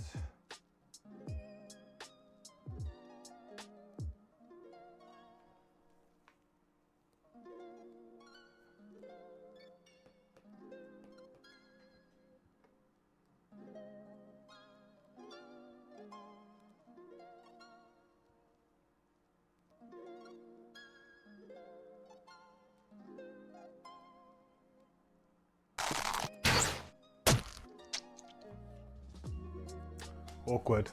Lotus, thank you so much for the follow. Welcome to the quest. I can pull with the braces to kill the archer. Yeah, that's true. That's a very good point.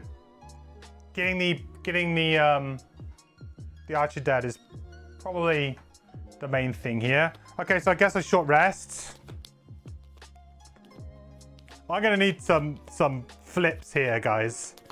We're gonna need ourselves some flips.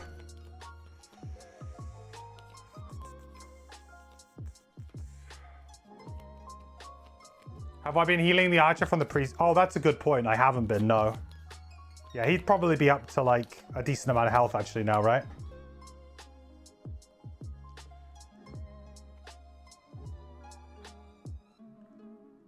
Was it a heal 2 on the last card drawn?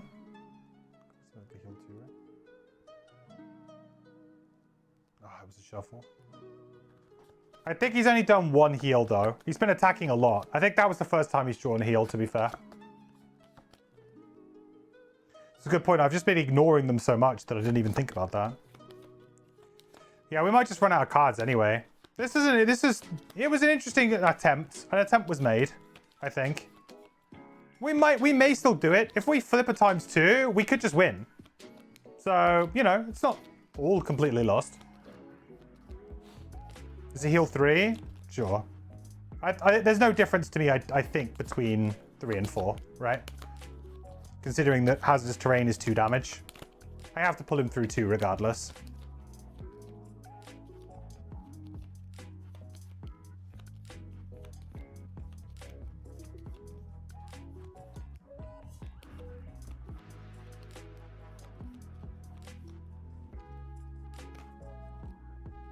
Rain of Fire, that's a fine one to get rid of. Doesn't do anything really.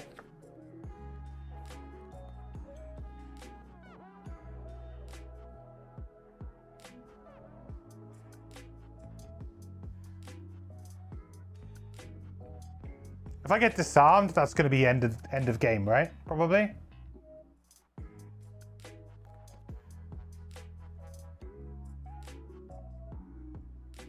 Oh, this is weird.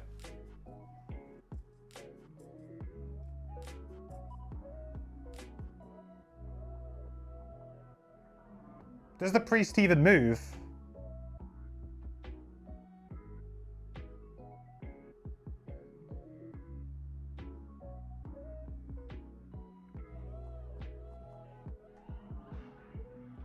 Because it's going to focus this hex. And it's only going to move 1. Range 3. Like here, it can't make its attack from here.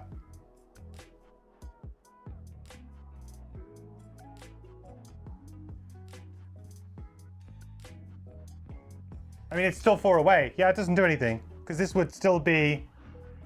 I guess it could go here. Making its way here. But then it would go... Yeah, I don't think it moves. It's a bit of a weird one, that one.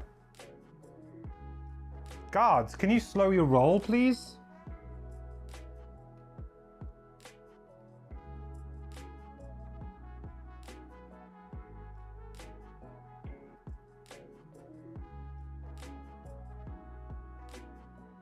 Okay, so Archer.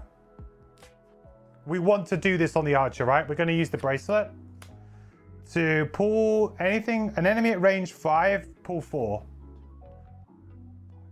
So we go 1, 2, 3, 4, and it dies, right?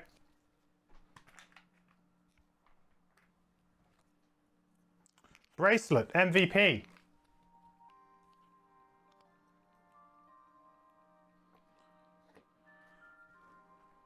Oh, hang on. Oh, no, it doesn't die. Because 1 point... It's reduced, isn't it? Shoot. It's not dead. God damn it, it's not dead. It's nowhere even close to dead.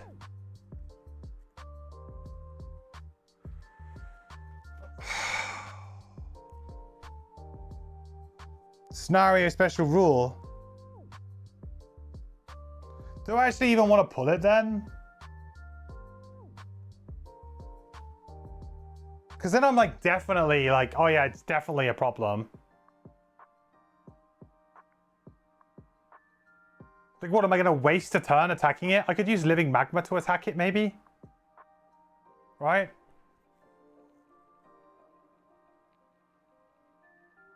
Or is that just a waste as well? Possibly.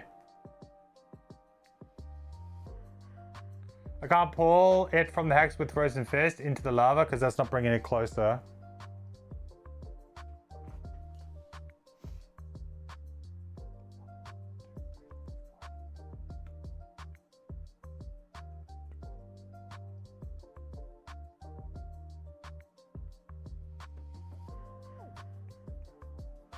That's closer.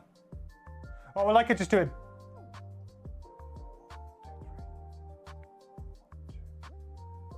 Yeah, I guess I couldn't get 2 there, huh?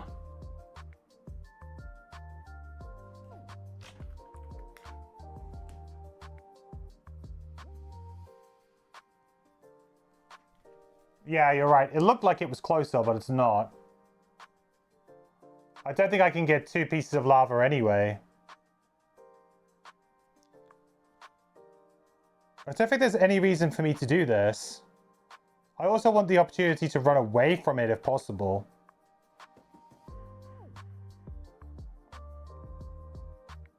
I think I just have to let it attack me. I don't think like I could muddle it. Great. But I could also just muddle it on another turn, you know?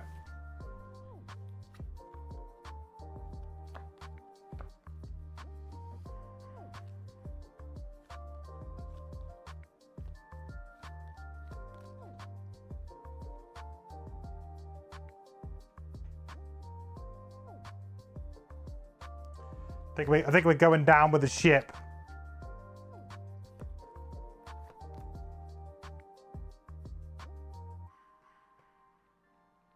Certainly think we might be now.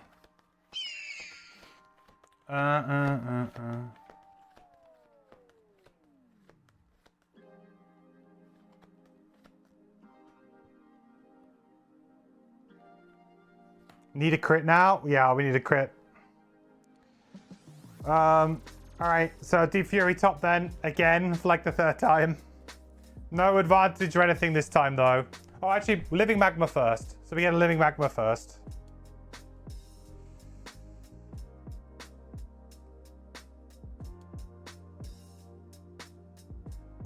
Top of my deck, again. Feels good. Then Deep Fury, so attack for 4.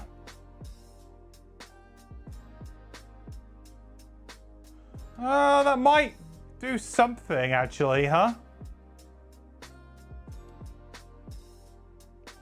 But now we're behind the curve with at least 5, right? We need a crit maybe on the next turn.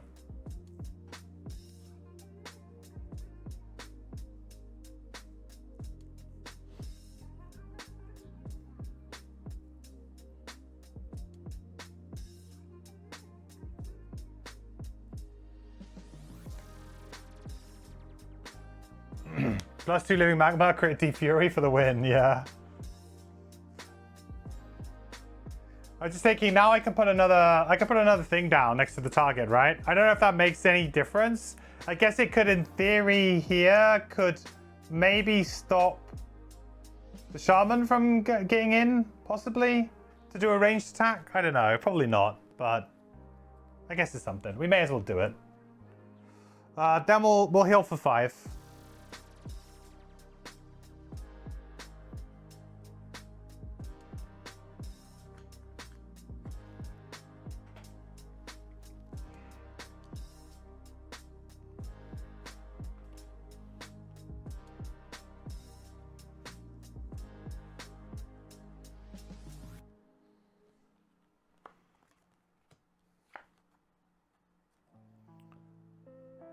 It's not likely, but it's not super unlikely. Well, it'd be good if we'd had 2 more cards out of our deck, huh?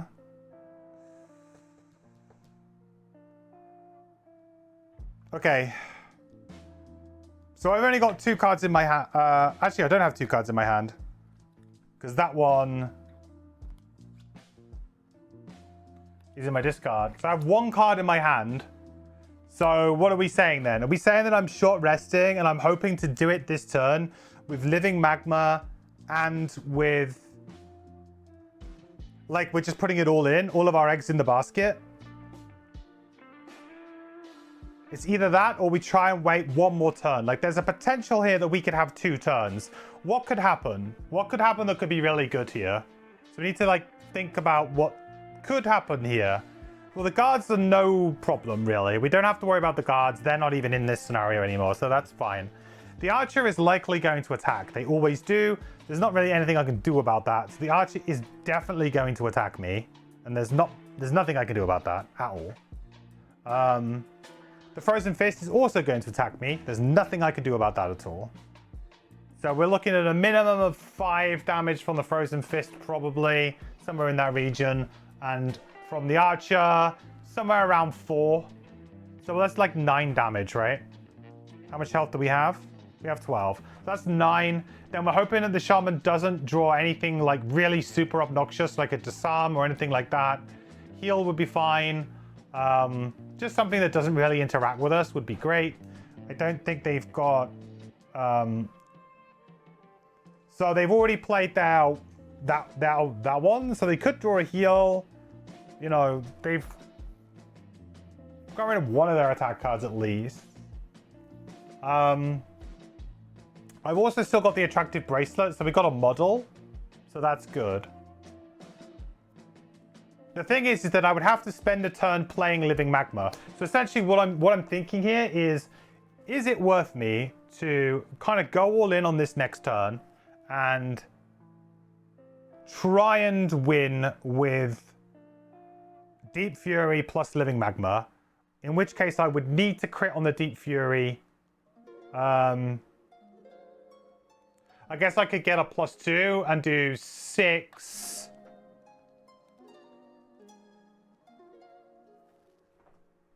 No, I would need to crit. I have to crit on the Deep Fury.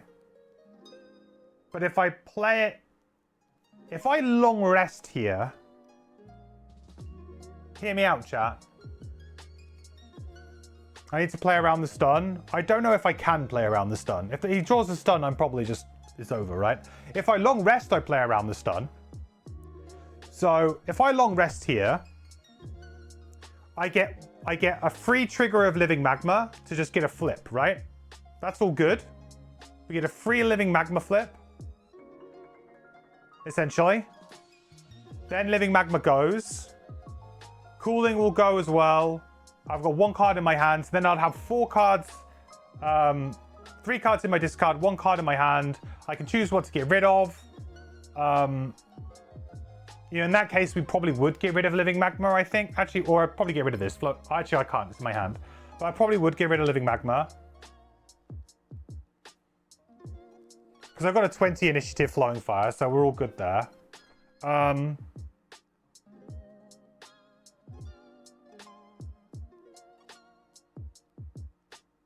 So if I do that... Yeah, boy.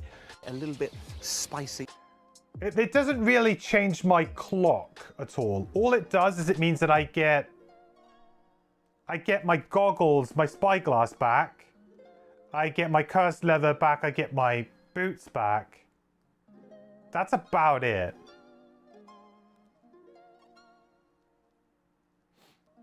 Depends on the Frost's discard, Frozen Fist's discard. I think he's probably got it in his discard right now. Can we see it? Yeah, look, he's due his special 2 right about now, right? His shuffle special 2.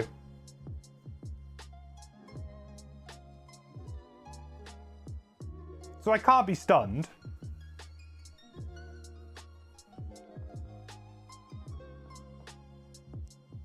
But I guess what I'm thinking here is, can I absorb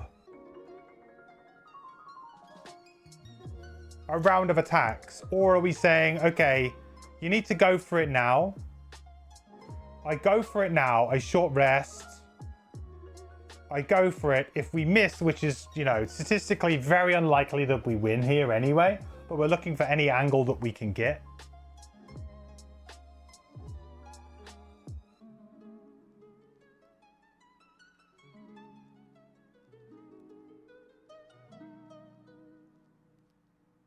I don't think it extends my stamina. The only difference is that I have a spyglass. I don't think it really extends my stamina in a meaningful way. Frozen Fist comes and hits me. Probably... I mean, it could do whatever. I get hit by one of those things.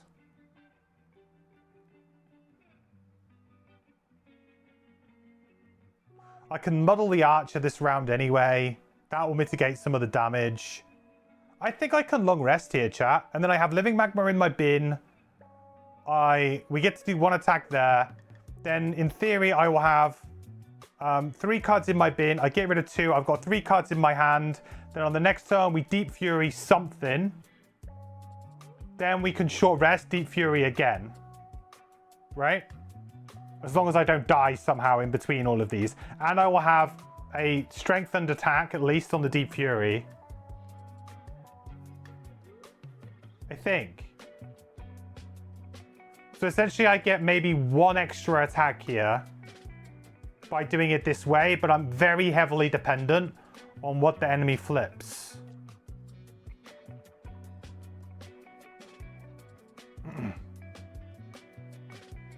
Two special 2s, 1 special 1, so 1/3 chance of a stun.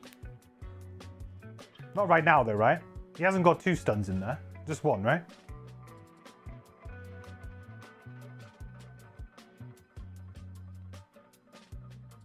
Oh, he's got no stuns in there right now, right? So what you're saying is that he wow, he could flip if he's got a 1 in a 3rd chance here of not flipping the stun, right? Sorry, he's got a 1 in 3 chance here of not flipping a shuffle. No, because 2 of them will be shuffles. No, 1 of them will be shuffle. So there's a 1 in 3 chance here that he doesn't shuffle. He has 3 of each special. Oh. Well, then I definitely do long rest then, right? But then if I do that, then I don't get my Living Magma trigger.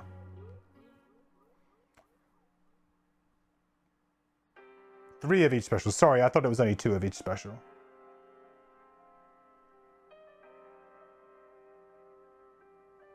So there's a 1 in 3 chance that he stuns me here. The other 2 then are special 2s, so we know that that's an attack 6. On an initiative that I couldn't do with anyway. Well, I mean, you have to take those odds, right?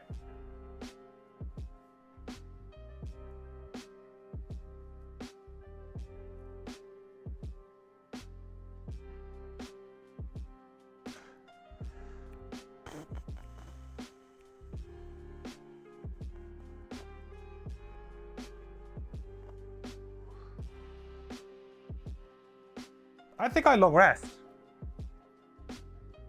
I can also muddle fist instead of the archer. Yeah, that's true. Yeah, that's very true. I mean, if he draws it, he draws it, right? I think the role here is that I should probably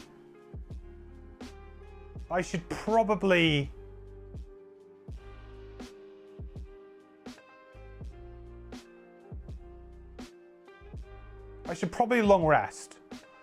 We get a Living Magma trigger. We get our Spyglass back. We can then go and have a better opportunity at hitting it. But the thing is that we have to survive 1 additional round of damage. Is the key here? It's like, okay, you'll have to take 1 additional round of damage, basically. Is that good? Like, can we sustain that? Also, if I short rest now, it's important to say that I would have to get rid of cooling. Whereas if I long rest, I have the option of getting rid of Living Magma, which would be better for me. Because then I can do cooling, which will actually heal me for 5 and could potentially be the difference between me living or dying in this scenario.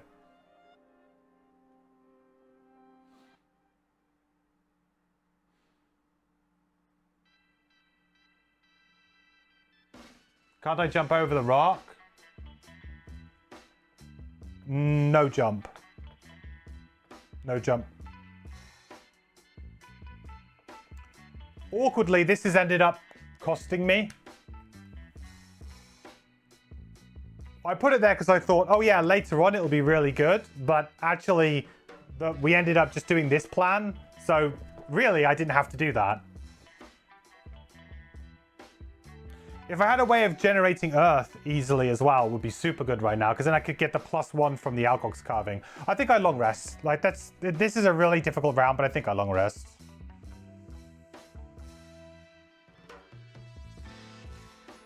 Like, I don't really see any other path here.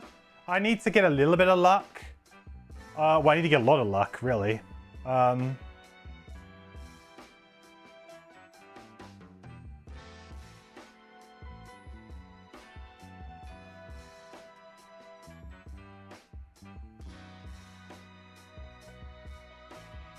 Okay, good. That's what we wanted.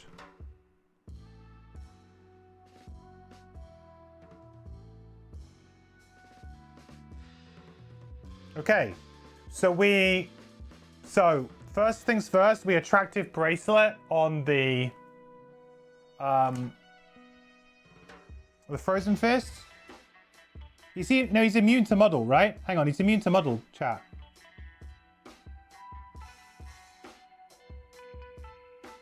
I believe he's immune to muddle. He's immune to everything. Except poison.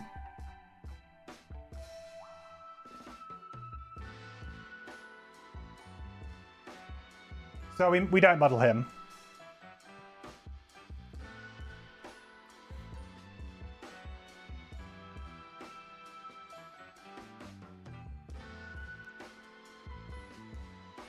Alright, that's 6. I can't afford to burn a card, I don't think. At least at this stage I can't. Of course the priests are freaking attacking as well.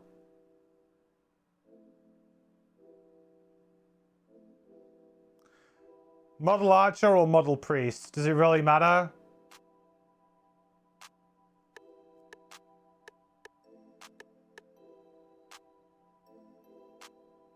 They're both attacking for 3.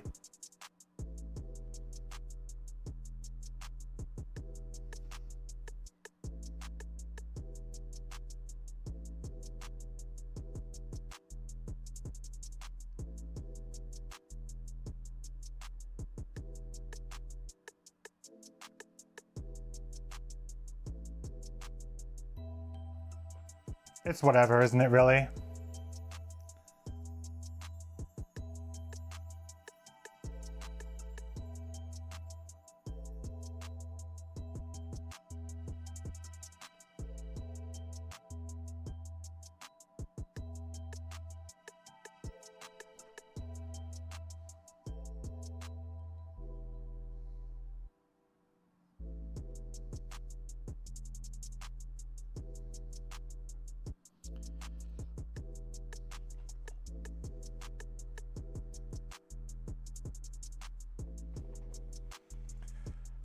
God damn you, game. Are you kidding me? I was so close. I was like, which one do I do? Does it really matter? Yeah, it mattered. It did matter. Yeah.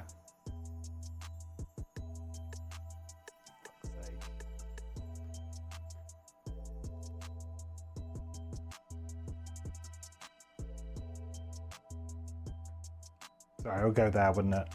Hang on. Where was he? Here. Guess it's ambiguous. Look at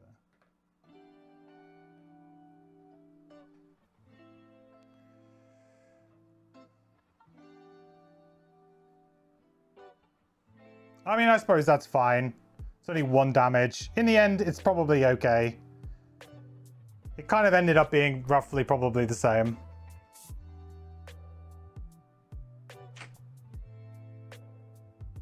Okay. So we get to do our living magma. Gain XP.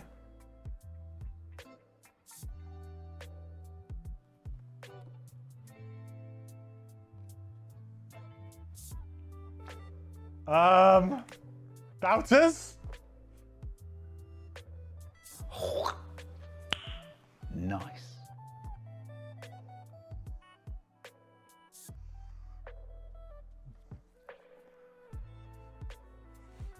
Why did it matter so much? You didn't see. So the first card off of the top was the miss. So if I didn't muddle the archer, he would have missed anyway. And then the priest would have had 2 -1 draws. So it's pretty much the same difference, I think. But yeah, just a little bit frustrating that when you muddle somebody and then you realize that the first card off the top was the miss. It's just, yeah, it's a bit frustrating. We're still in it. We're still in it.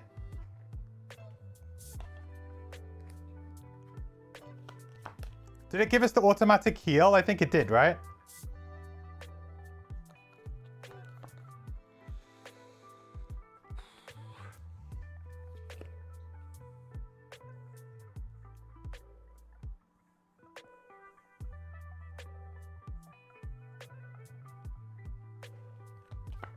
One crit, one time. One crit, one time. What have I got? 7 health. So we got 2 things we could do, chat. We could either go on 38 initiative and heal ourselves for 5. Which could, in theory, give us 1 more turn if we don't crit, right? I know we're going to crit, but just in case we don't crit, right? What's the problem with 38 initiative? Not really, there isn't too much of a problem with 38 initiative. The archers can go before it, but they're going to attack me regardless of what happens in the round, really. The shamans can go before it, I guess, but they can probably go before the other one, which is 20. I think the disarm is a fairly late initiative anyway. I'm not sure if 38 is after the disarm on the priests.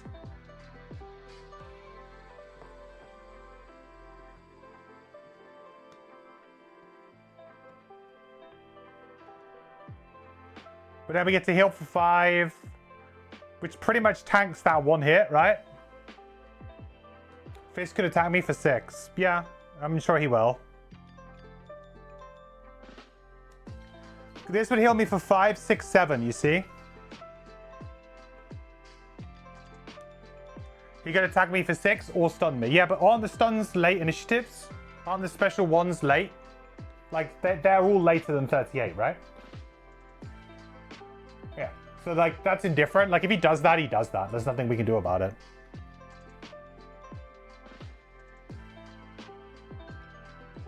The attack 6 is a rule before 20. Yeah, yeah. I'm just thinking more of the one thing I'm scared of here is the disarm.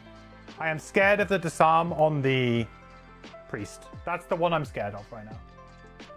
Everything else is whatever. This is like the safer play and gives me potentially 1 more turn if I really need it.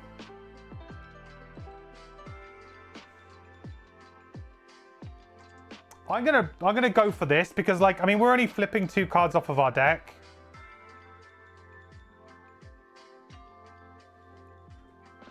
No downside. Yeah, I mean, I don't know. I can't remember what the initiative for the disarm is here, you know?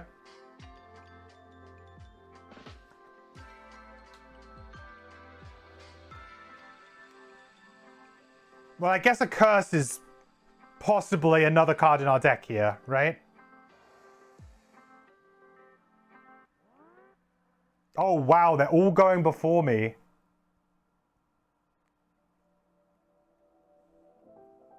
I guess I couldn't beat that anyway, right?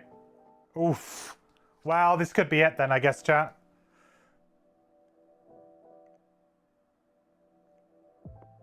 So it's going to attack me. It's +1, so it's 3, so it's 2 damage. And, and a curse. But there's nothing I could do about that. Just 1 more card in our deck to worry about. Knowing my luck, it's probably shuffled it right on top as well. If it's on top, I'm calling foul. Attack me for 3. So 2. Yeah, okay, we're done anyway. Because we're going to have to burn a card, probably. Unless the Frozen Fist misses here.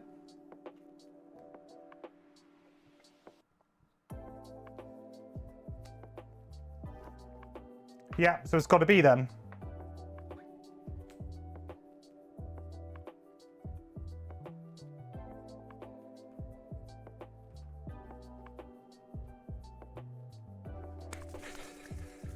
All right, it's gotta be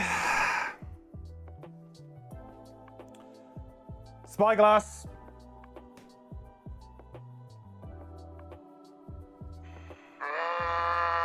Debs. Who has disadvantage? Oh, armor. Oh, you're sure. Right. You're right. Oh, hang on. He doesn't have disadvantage. The Algox priest would have had disadvantage. And so would the archer. Sorry. Roll it back. Roll it back. Roll it back.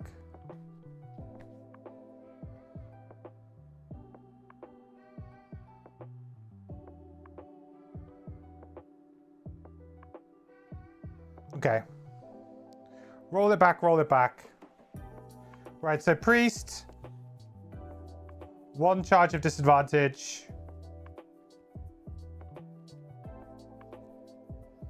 So it's an attack 2, so it's 1 damage. And the curse. Archer.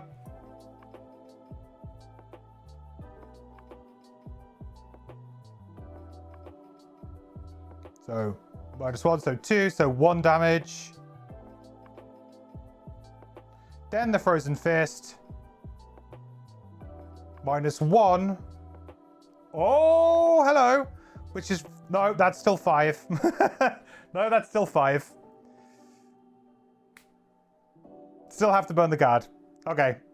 Same situation, but we end up with 2 more health. Okay. Yeah, I didn't put the curse in twice. I undid. You can see how many curses here. I only got 1. All right, now we'll do it. Okay. 1 time.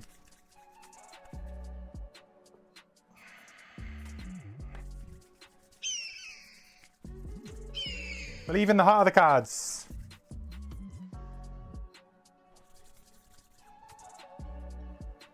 Okay. Still got 1 more chance. I have shield 1. It's 4 damage. It was 6. Down to 5. I have 5 health. It's an attack 6, guys. He drew a... Oh, no, he drew a -1. Oh, you're right. No, he drew a -1. Sorry. 5, 4. You're right. I'm on 1 health. Good call. Good catch. I'm getting ahead of myself. Anyway, it's all down to this, probably all down to this 1 flip anyway. We might get 1 more go, but it's maybe, I don't know. Okay, no good. Well, we might get 1 more go, I guess. So 4 damage.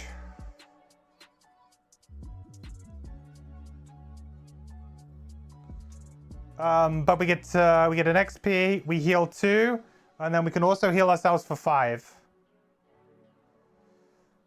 So we're back up to 8.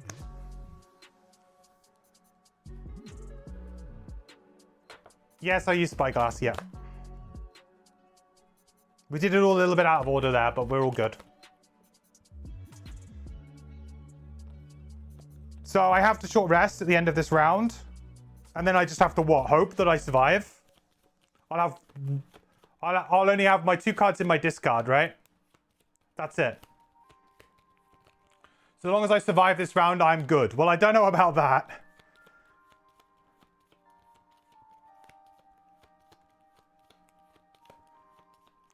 Three cards in my discard, short resting.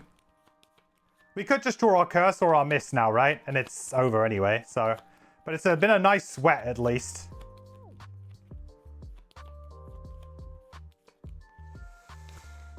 All right, it is Deep Fury, so we're going to have to take a point of damage to not discard Deep Fury.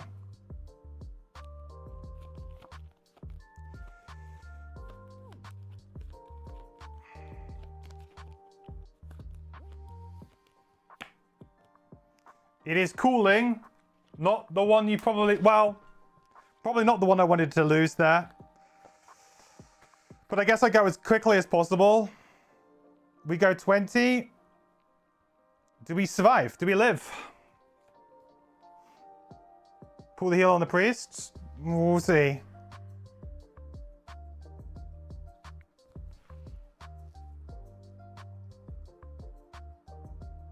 Okay, this isn't good. This really isn't good. Because I could just be dead here.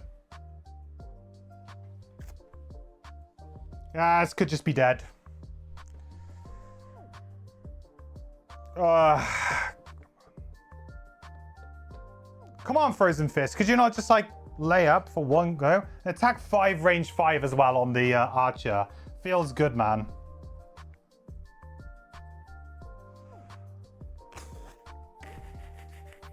I mean, this has to be a miss.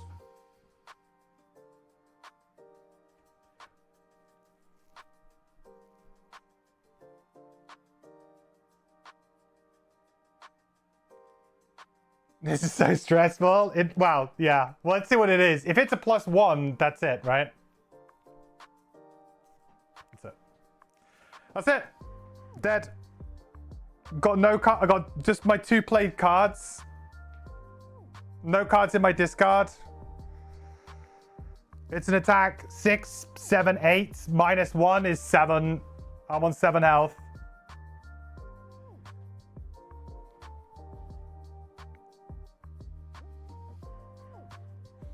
That was the worst draw. Yeah, it wasn't good. What would we have drawn though?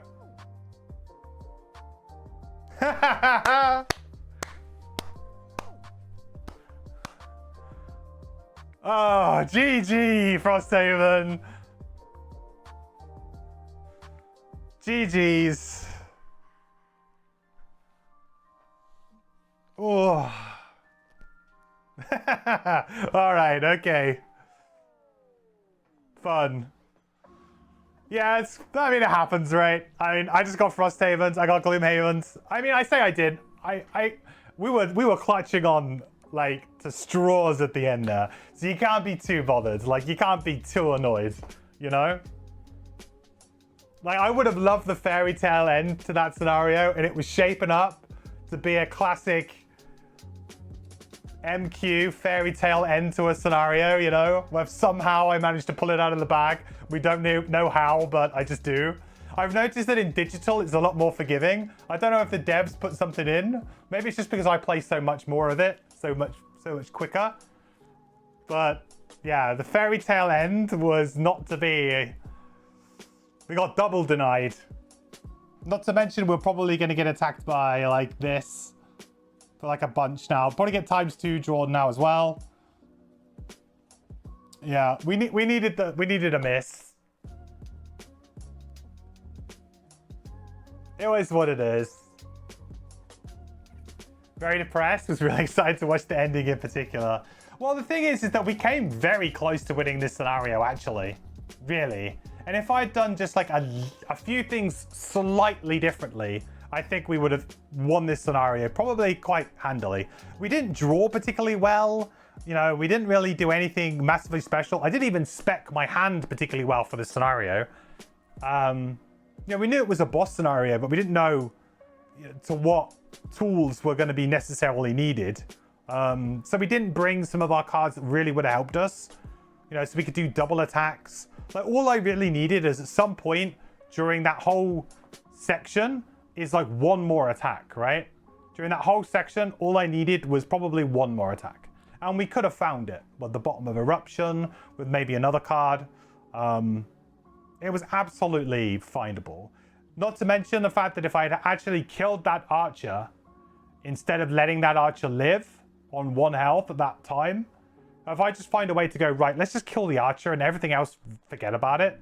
That would be a massive help, because then basically I just have to worry about guards who won't do pretty much anything, the whole scenario.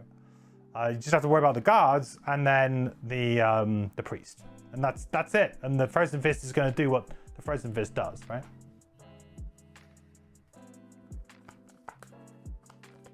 Yeah, just needed a couple of different card choices.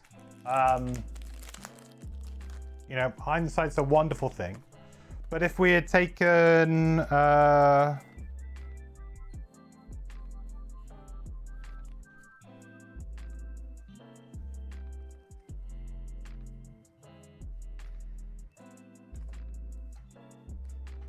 yes, so Eruption bottom would have done it.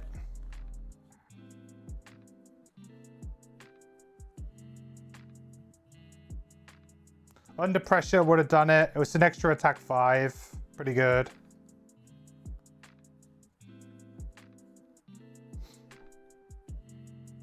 Yeah, quenched rage bottom would have been good as well. Been really good. Yeah, so we didn't spec into it very well. But we didn't really know exactly how that scenario was going to play out. I didn't actually realize that it was going to be a direct mirror of that other scenario. I thought it would be different. I didn't really read into it very much until we, you know, I literally set up the scenario and then I go straight on stream. So I do very little reading up on the scenarios. And then I just decide, oh, should I change my cards or not? Yeah, so like 1 or 2 different card choices would have been good. Like I feel like I probably could have gotten rid of the level 5 that I picked in the end. Because although it was quite good initially, it just didn't do anything after that point. Rain of Fire, right? And realistically, setting up this maze didn't really prevent any damage. It might have prevented like 1 attack from a guard at some point, maybe, like in that scenario. But realistically, setting up all of that was pointless. The only one I needed was this one for me to be on, and that was it. Didn't need any of the others. Hive living just 1 more turn would have helped too. Yeah, definitely. You know, there's a lot of things. Like, we lost by an incredibly fine margin there. Incredibly fine margin. And if we'd done a few small things differently, we would have got it. But, you know, that's hindsight. But this is like a fun scenario. So, I mean, I can probably play this one again and probably play it very quickly. Because it is a very quick scenario, actually. If you just go for the win condition, you can win in, like, very few turns, I would think. So we'll just replay the scenario and we'll do that, I think, because I don't want to I want to beat this. This is like the last scenario in the whole chain. You know, there are certain scenarios where it's like, yeah, maybe we just fudge it a little bit to get through it, just for the progression of the story and the campaign. But this, I don't think this is one of them. This is one that I want to beat because it's clearly beatable. It doesn't take too long to set up and replay, and it's fun. So, yeah, there's no reason to do that. You would slow it down and kill the priest and archer. I think you only need to kill the archer. I don't think you need to worry about the priest. Ow. Because if Hive can tank the majority of that damage, I really think they can.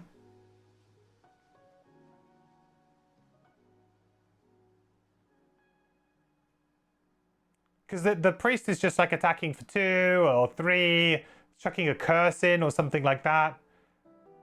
I mean, if you think about the amount of health that they have as well, they have 9, considering that I'm always attacking with disadvantage and reducing the damage by 1. It's going to be a minimum of like 2 full turns to kill it, because it would be like attack minimum. Probably more than that, maybe even like 3 attacks in total. So 2 rounds, 1 character focusing on it for 2 rounds and the other character chipping in maybe for 1 round. Whereas the archer, I think you could probably just about, if you draw pretty well and you use some specific attacks, I feel like with the archer you could probably get there and kill it in a single round. I feel like the priest is really whatever in this scenario, especially if the plan is to kite it away from the main room. Then I feel like it's definitely unnecessary. If you were to like, no, we don't have a character who can do that. I think if you were playing a different set of mercenaries here and you had like nobody with shield, like you had no ability to tank, then I wouldn't bother.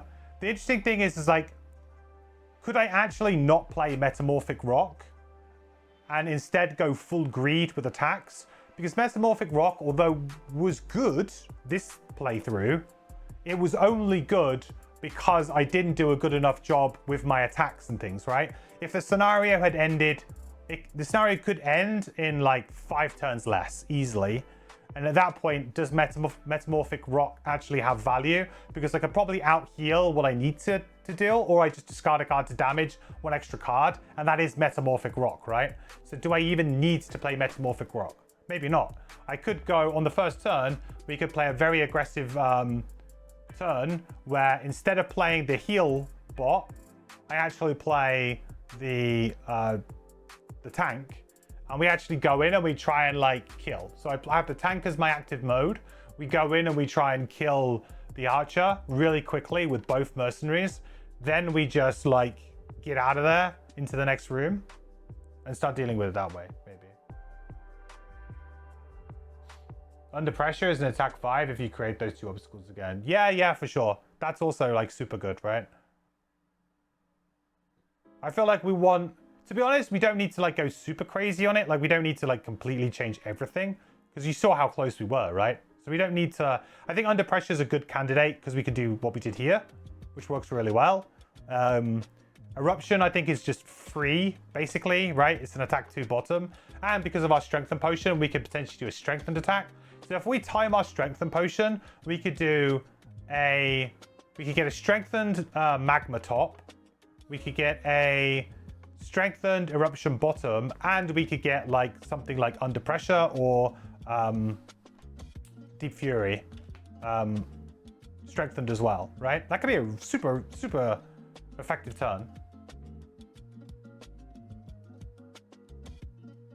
Eruption could also have been free. Yeah, absolutely, it would have been. There were in this scenario, there were many times when I looked down at my bottom actions, and pretty much none of them were very desirable. Like none of them really changed enough of what I was doing. So for sure, eruption bottom will. I mean, I am just staying on one spot and hitting it, so it's perfect for that. So I feel like eruption is probably the better one. Quest Rage is good, but maybe hard. Quest Rage is, yes, it's very good, but isn't it that I have to...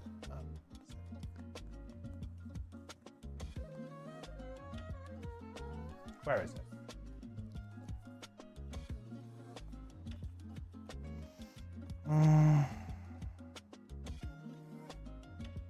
On your next 3 attacks, add -1 attack, then double the value of your following attack.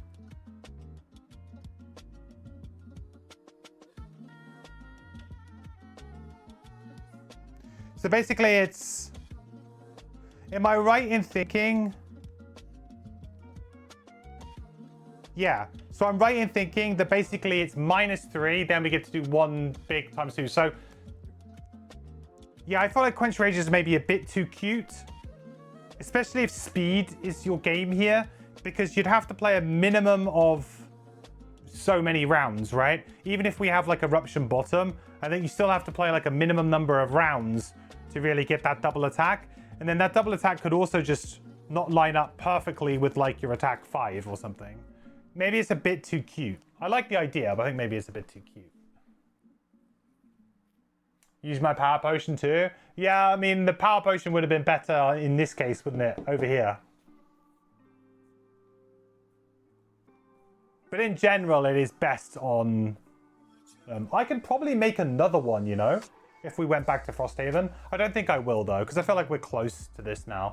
And I don't want to go back to an event to come back here. I don't really fancy doing that.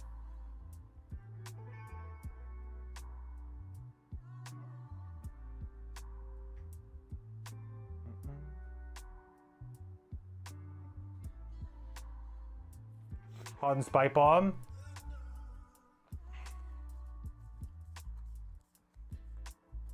Oh, I don't have that card though, right? Yeah, I didn't take that card.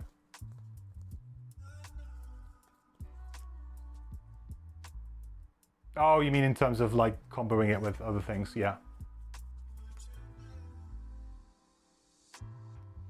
Yeah, no, you're right. I definitely resigned myself on the Hive to not attack. I didn't play the Hive very well this scenario. Like, besides that, they actually played quite an important role in just dying, but it played an important role. I didn't actually play it very well because in that mix of madness there where I was getting attacked a bunch and stuff like that, there was probably an opportunity for me to try and kill the archer or at least do something a bit more proactive. I mean, the writing was kind of on the wall for me. As soon as I got to like here and then I got immobilized, it was like, that's it. Like, I'm never getting here now because of the -1 move on this and just the other immobilized. Like there was a point where I got immobilized back to back and it was like, yeah, that's it. I'm not moving. Like this is my life now. And that worked pretty well though, I would say. I'd say Igneous Path also was a pretty mediocre card, but the initiative's pretty good. And it did allow me to do this, which did end up sending this guy into that room rather than after me. So it did have some value. It kind of helped kickstart the strategy of kiting in the other room. I guess what might be kind of smart would be to like put a summon down or something here and then maybe like keep pulling them and then like teleport to here. And then all of them are like down this end a bit further. Because, you know, again, one more turn of them moving and not being able to attack might have done enough as well. You know, there's a lot of little things that could have added up to it.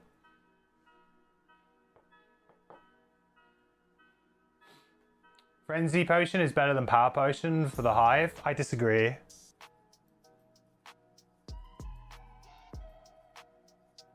I am using Frenzy Potion as well, but I disagree generally. Mainly because of one particular card.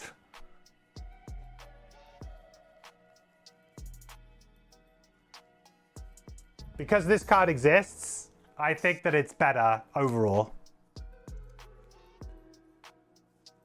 Because then we just do like long range missile, target 2 things, and then we use. Maybe not in this scenario, like, of course, but in general. And then you also use this. So in a single turn, we're essentially targeting 4 things.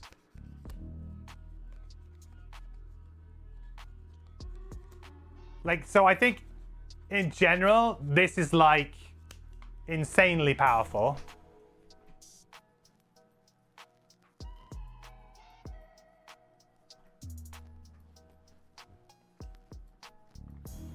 Like this combination of these 3 cards, can't really see that other card, is essentially why Power Potion is kind of busted on him, right? 5 if you also use Frenzy. Yeah, you could use Frenzy Potion as well, along with it, right? It's just nuts. Power Potion work only on 1 card, right? No, not anymore. They changed it.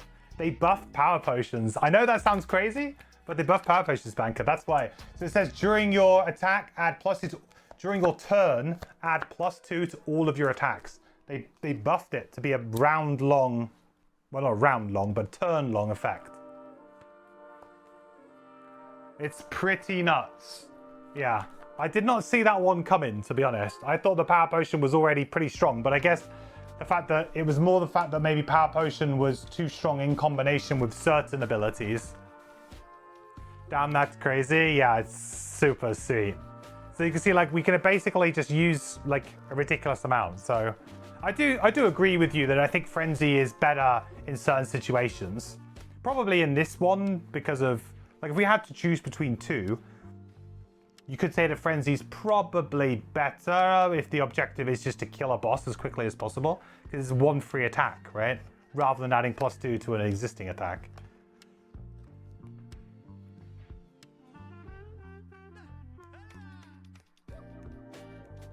Interesting scenario though, really good. That was a lot of fun. And we almost had it. We didn't quite get the fairy tale ending we were hoping for, but we'll get it next time. I believe we will. A few small adjustments, we would have had that, for sure. For sure we would have had that. And I like the fact that we can actually win this scenario by playing to the thematic, kind of like the thematic unspoken rule. I like the fact that it doesn't say in the special rules. I was expecting to read in the special rules, like, enemies can't take damage. Like, that was it, full stop, right? Which I guess would be thematically the correct way of doing it, just forcing players' hands. But I can see that being quite frustrating for certain players if you, like, are not well suited to the scenario. I think you have to give at least some other strategy that you can employ to get through the scenario if it better suits what you like to do or your party's composition. You know, so if your party doesn't have a tank in that situation, it's like, what do you do? Well, you can't win. You just can't win. You probably can't kill the crystal that as fast enough. You probably kill it fairly quick, but not as quick as the enemies can turn around and, you know, deal 20 damage to you. You burn so many cards so fast that you just lose. So I like the fact that there is an option to play the scenario fairly straight if you want, but you do get penalized for it. Like, oh, there's a drawback to it, right?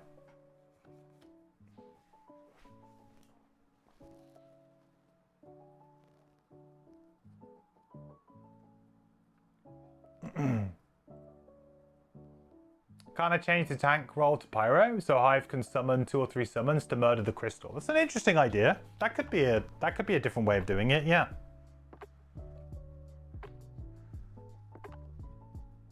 I mean, pyro's got better healing.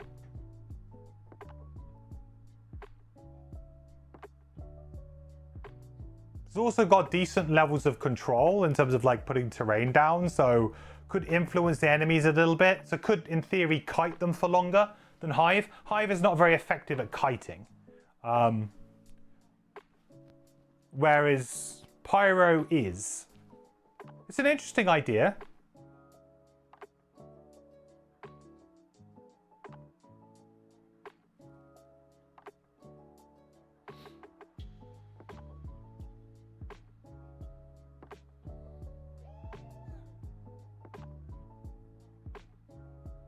Don't think it will work due to Fist. Yeah, I guess the problem with Fist is that he has multi-targets as well. So there's a situation where potentially he goes and, you know, beats up a turret very, very quickly, and then where do you stand? If you lost a turret early, that would kind of suck. I think it has potential.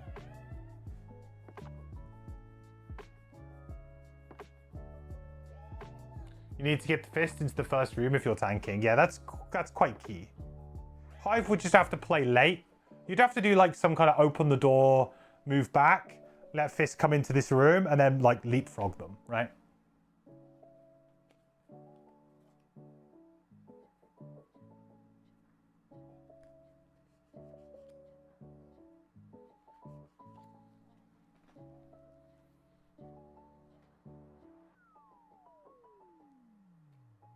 But the Pyro can use the bracelet? True. The bracelet could be a good way of manipulating the Fist, for sure. Yeah. Yeah, that's a great point. I like how we're making a master plan. Yeah, we have like this deep strategy on how to beat this scenario. I feel like there's different ways of doing it, right? Depending on what you were playing. But I do like the idea of like the Pyro blocking the door with hazardous terrain. Because then they are 100% going to focus the Pyro. And the Pyro can literally just sit in this corner or this corner and just be like, hey guys, come and get me. And then the guards have to come through, the archer and whatever.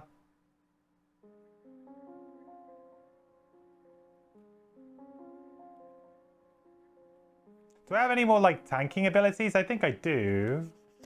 Well, no, I don't really. The thing is that I probably have better heal on my Pyro in general. I probably do, but I also don't. But I don't have. I don't have this, right? This is the thing. This plus this is almost like having like, not shield 3, but you know what I mean? It's a big difference. Getting to heal 2 every turn and having a shield, it's massive. It basically negates an attack, a whole attack each round. Maybe not quite, but almost a whole attack each round. That heal 2, it's huge.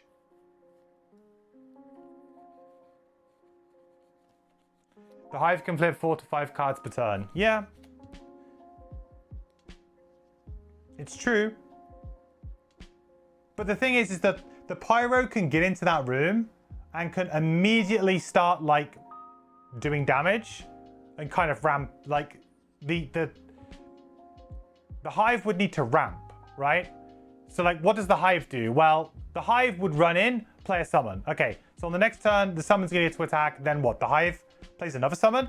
Okay, great. So then it's gonna take you a couple of turns, but in theory, the Pyro could move in, do like an attack 4, or attack 3 or attack 4, then immediately follow it up with like another attack 5 or something. Like, I guess, I guess the thing is a Pyro would kind of maybe move out to an early lead in the damage, but then the hive would catch up within like a couple of rounds maybe.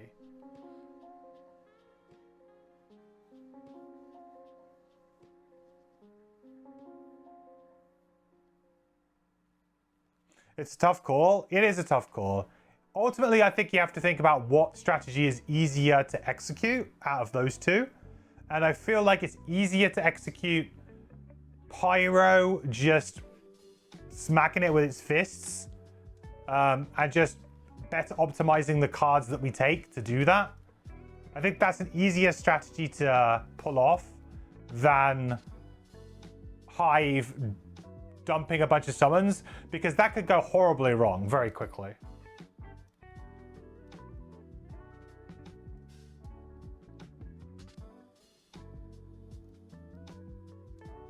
In 2 rounds, Hive can outdamage Pyro. Yeah, that's true. I guess it's if we feel like we have enough turns, right? I think we probably would.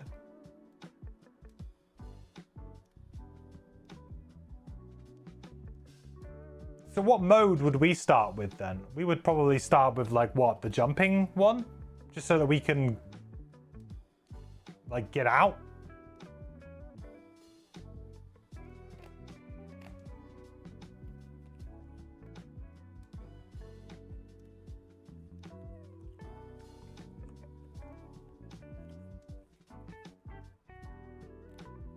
It's an interesting idea. I'm warming to the hive idea. Because we do, as you're right, we do have much better offensive items on the hive. You know, we have the frenzy potion, we have the power potion, we have the precision potion.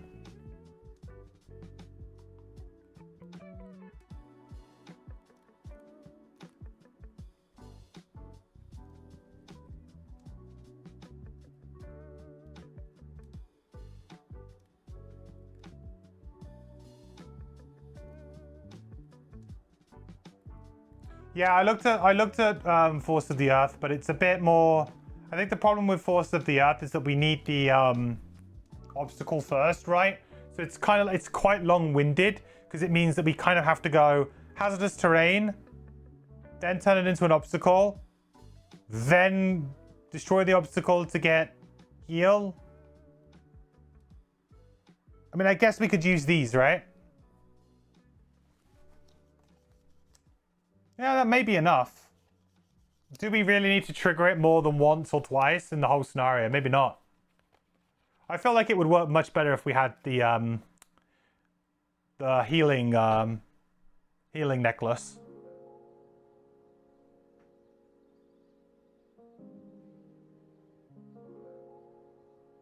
We have wild growth seeds at least. What was that? Was that one of the other cards we didn't bring? Sounds like it. I don't remember seeing that.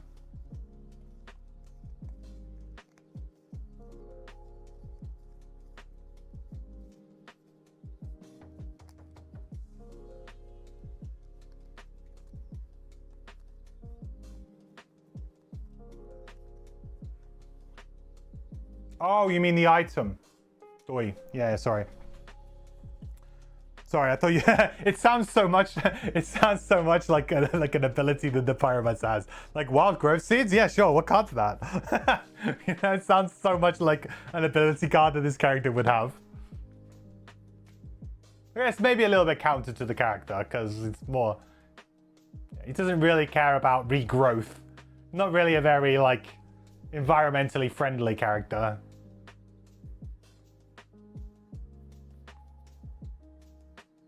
Maybe this is a plan. This could be a plan. It's an interesting plan.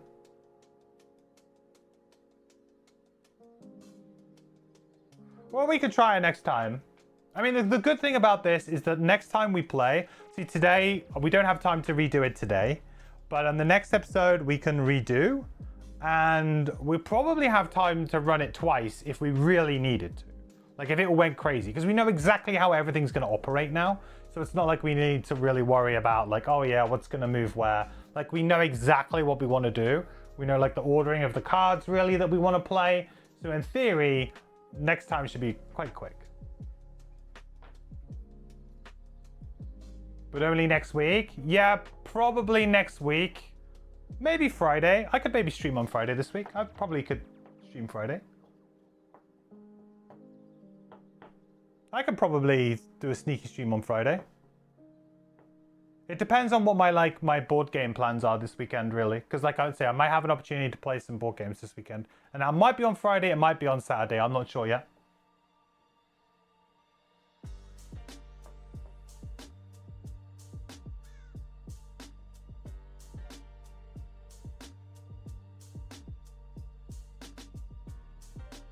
Yeah, we'll try Friday, Pelican. We'll try Friday.